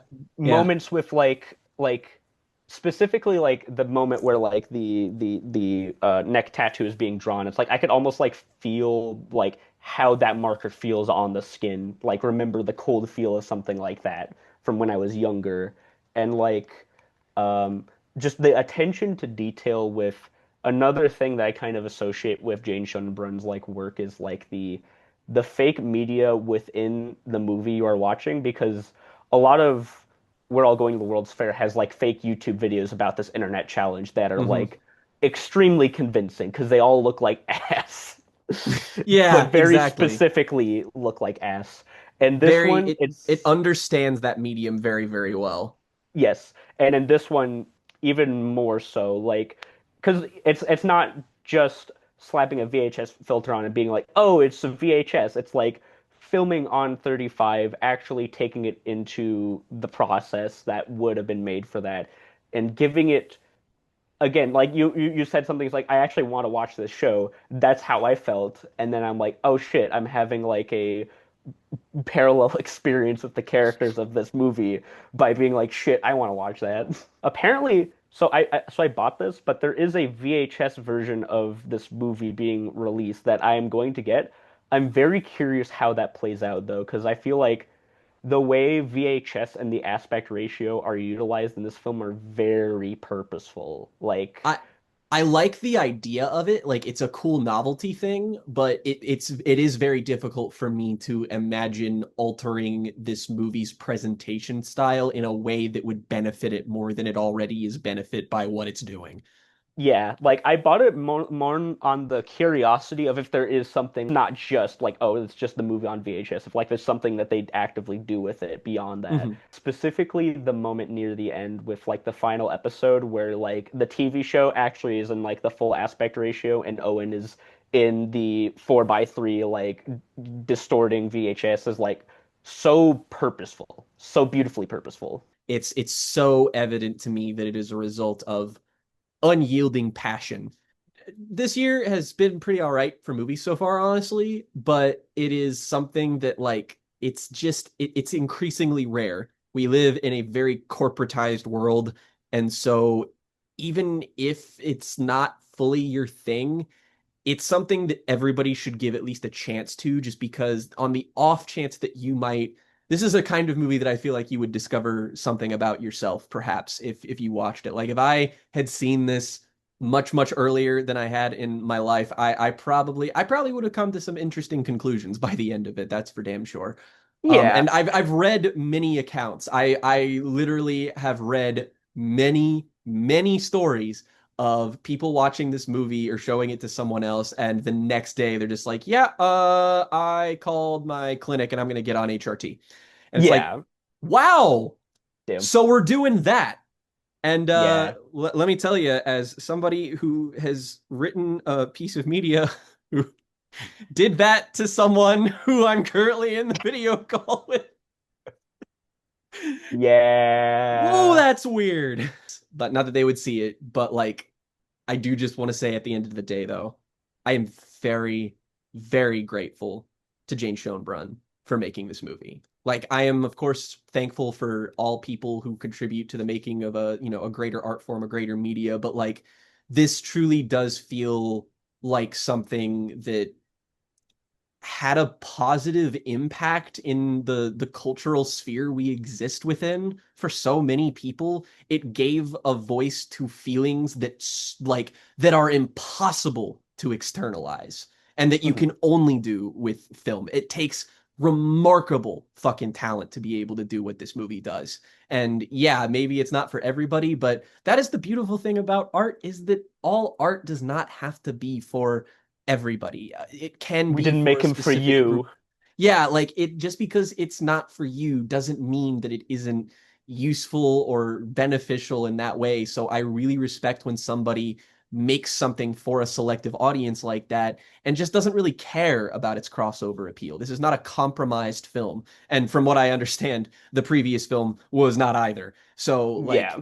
I am so like genuinely reverent of people who are willing to take risks like that. Not everybody can be a cool badass motherfucker like Ryan Coogler and is able to make $4 billion at the box office and then make your cool passion project that everybody loves. Like Yeah. that's an awesome thing that happened, but it is the exception and not the rule, unfortunately. I was gonna say I am very excited for anything that Jane Schoenbrunn does, which Well, seems to be we that will be movie. talking about their next movie. We will be talking about it on this fucking show or whatever. I Also, guarantee it. do you know about the book by No, I chance? don't. It's public access something, but essentially it was the concept for what would have been a series that would have been like the third entry in what a trilogy would have been with TV Glow and We're All Going to the World's Fair that uh I think they described as something like kind of like TV Glow but via the stand, which I mean, I feel like that's something that appeals to you. Every single neuron in my brain just blasted fucking awake of like, Yeah. oh, fucking I'm a big fucking fan, in case you couldn't tell. No, I couldn't. I have it right next to the actual book because that's the Marvel Comics version. Yes, I own two versions of it. I have problems. For you watching this video. Make that movie you want to make, even if you do not have the money for it. Just literally in a world that we exist in with like AI stuff that makes things look as pristine as possible, make something that looks literally as unpristine as possible. Dude, I don't give a fuck anymore about whether or not something is super technically refined. Like, I just want like like the whole discussion around like AI art and shit is so frustrating to me because I always just inevitably circle back to I am interested in art because people make it. That's Yes. like that. I want to see the vision of another human being. It's like if you put a movie in front of me and I really enjoyed it and I was like, yeah, this, and this, and then you were like, yeah, an AI like algorithm made it. I'd be like, well, I don't like it anymore. Like Yeah. it is founded on the assumption that a human being's hands helped make it. That's why Mhm. I do this. I am not Yes. interested in the idea of a fucking machine doing it. I'm just not, and I don't care if that sounds like, old like boomery Man yells at and cloud. shit, because like I've surrounded myself with people who struggle to do the things that they're passionate about all the time, and I find the idea of hitting a button and then making the magic art appear in front of you. It's like it's about as close to sacrilege as something can come. I'm full Hayao Miyazaki. It's an insult to life itself. I don't It is insult. I I think of it like this, just like you may think I'm not good enough to do this. There are tech bros who think they are good enough to do just pressing a button and say that they are an artist. You are a good artist. even if you don't think so. And that's what pisses me off about this shit is that there are so many people who are like, oh, they want the notoriety of being an artist without putting in the work. And it's like, you just sidestep your own issue. Like you want to Yeah. become an artist and now you are preventing yourself actively from being one. Like, yeah, Yes. you may not be able to draw as well as a bunch of people. That's why you work on it. That's why you Yeah. draw more so that you can get good at something recreationally because you like it, because you enjoy it. Like you have to enjoy the fucking process. Like skipping that is like, yeah, writing is frustrating, man. Like I've had kind of an on and off case of writer's block for years, but like if I didn't enjoy the process of doing it, what's the fucking point? Like I would never want to just hit a button and then those who dwell in the dark appeared out of thin air. It's like, no, I Yeah. want to write it. That's the thing that makes it special. And bringing it back to the film we're talking about, I think more than just the fact is like, oh, that you made it. It's the fact that you had to, I don't mean struggle in the sense of like pain makes good art. I mean Hmm. struggle as in like you had to look deep within yourself about what means something meaningful to you in order to make this piece of art. That's Yeah, not something you can do with a button. you have to have a desire to actually tell a story and to some extent to want to be better at telling stories and whatever those might be. I just, this movie is such an antidote to the creative climate right now, which is so polluted with uncertainty and bullshit and in the, never-ending quest for whatever your concepts of authenticity are at the end of the day. That is a worthwhile pursuit. I respect the people who try and fail so much more than I respect the people who everything comes naturally to and they're just like amazing and they just kind of like, do it because it like flows out of them. Like it's impressive in its Yeah. own right, but to try and fail and then to keep going again after that, not like that has any pertinence on the film that we're talking about whatsoever, but Hmm. like Yeah. failure is commendable if you try again. And that Yes. applies to everything. That's the thing, right? You have to try in order to move on in anything. Otherwise, you will die standing still. Don't be lost in the fucking algorithms. Don't like let the world pass you by. Take the reins. Like you can do it. There are lots of things in this world that are robbing us of our agency, but there's still a lot of things that you can do to take it back. And at the end of the day, I saw the TV glow. It encourages you to take it back. And that's meaningful. Like really, really and truly. It's simple, but like I'm not somebody who thinks that like the best art has to be like thematically hugely complex or like this, dense work. Like that stuff's great, but Yeah. also great art is telling you something that you needed to hear and letting you internalize it. This message has been seconded by my local librarian fiance, who agrees with me and is also trying to fight the AI system from within. Fight the power. Correct and real. Based, But based and I transpilled. base transpilled and also cool. You might think like it's just a movie and how can it have that sort of impact on someone? And that was something I felt at a certain point when I was really kind of jaded about like filmmaking as a whole, which was like, what good does this do? What good Mhm. can any of this do? And watching this film was the answer. It's like sometimes you just feel it in your fucking bones, and then those bones make you move to do something that actually can do good, that can be good for you, for others, for whatever you want. But like you have to like actually put something on the line in order to have that happen. You can't just be like, I'm gonna make an art that's important. You have to make art that makes the part of yourself that you feel maybe is neglected feel less neglected.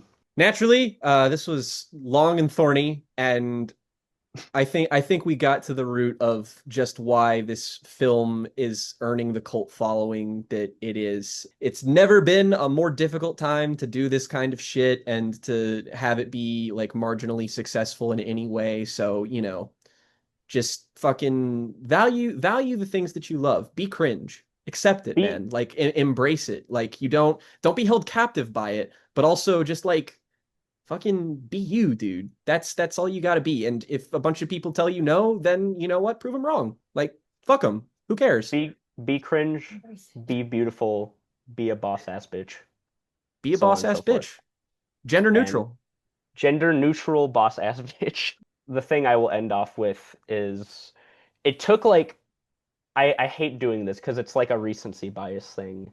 But Mhm. also, I've watched this film about 7 times or so up to this point.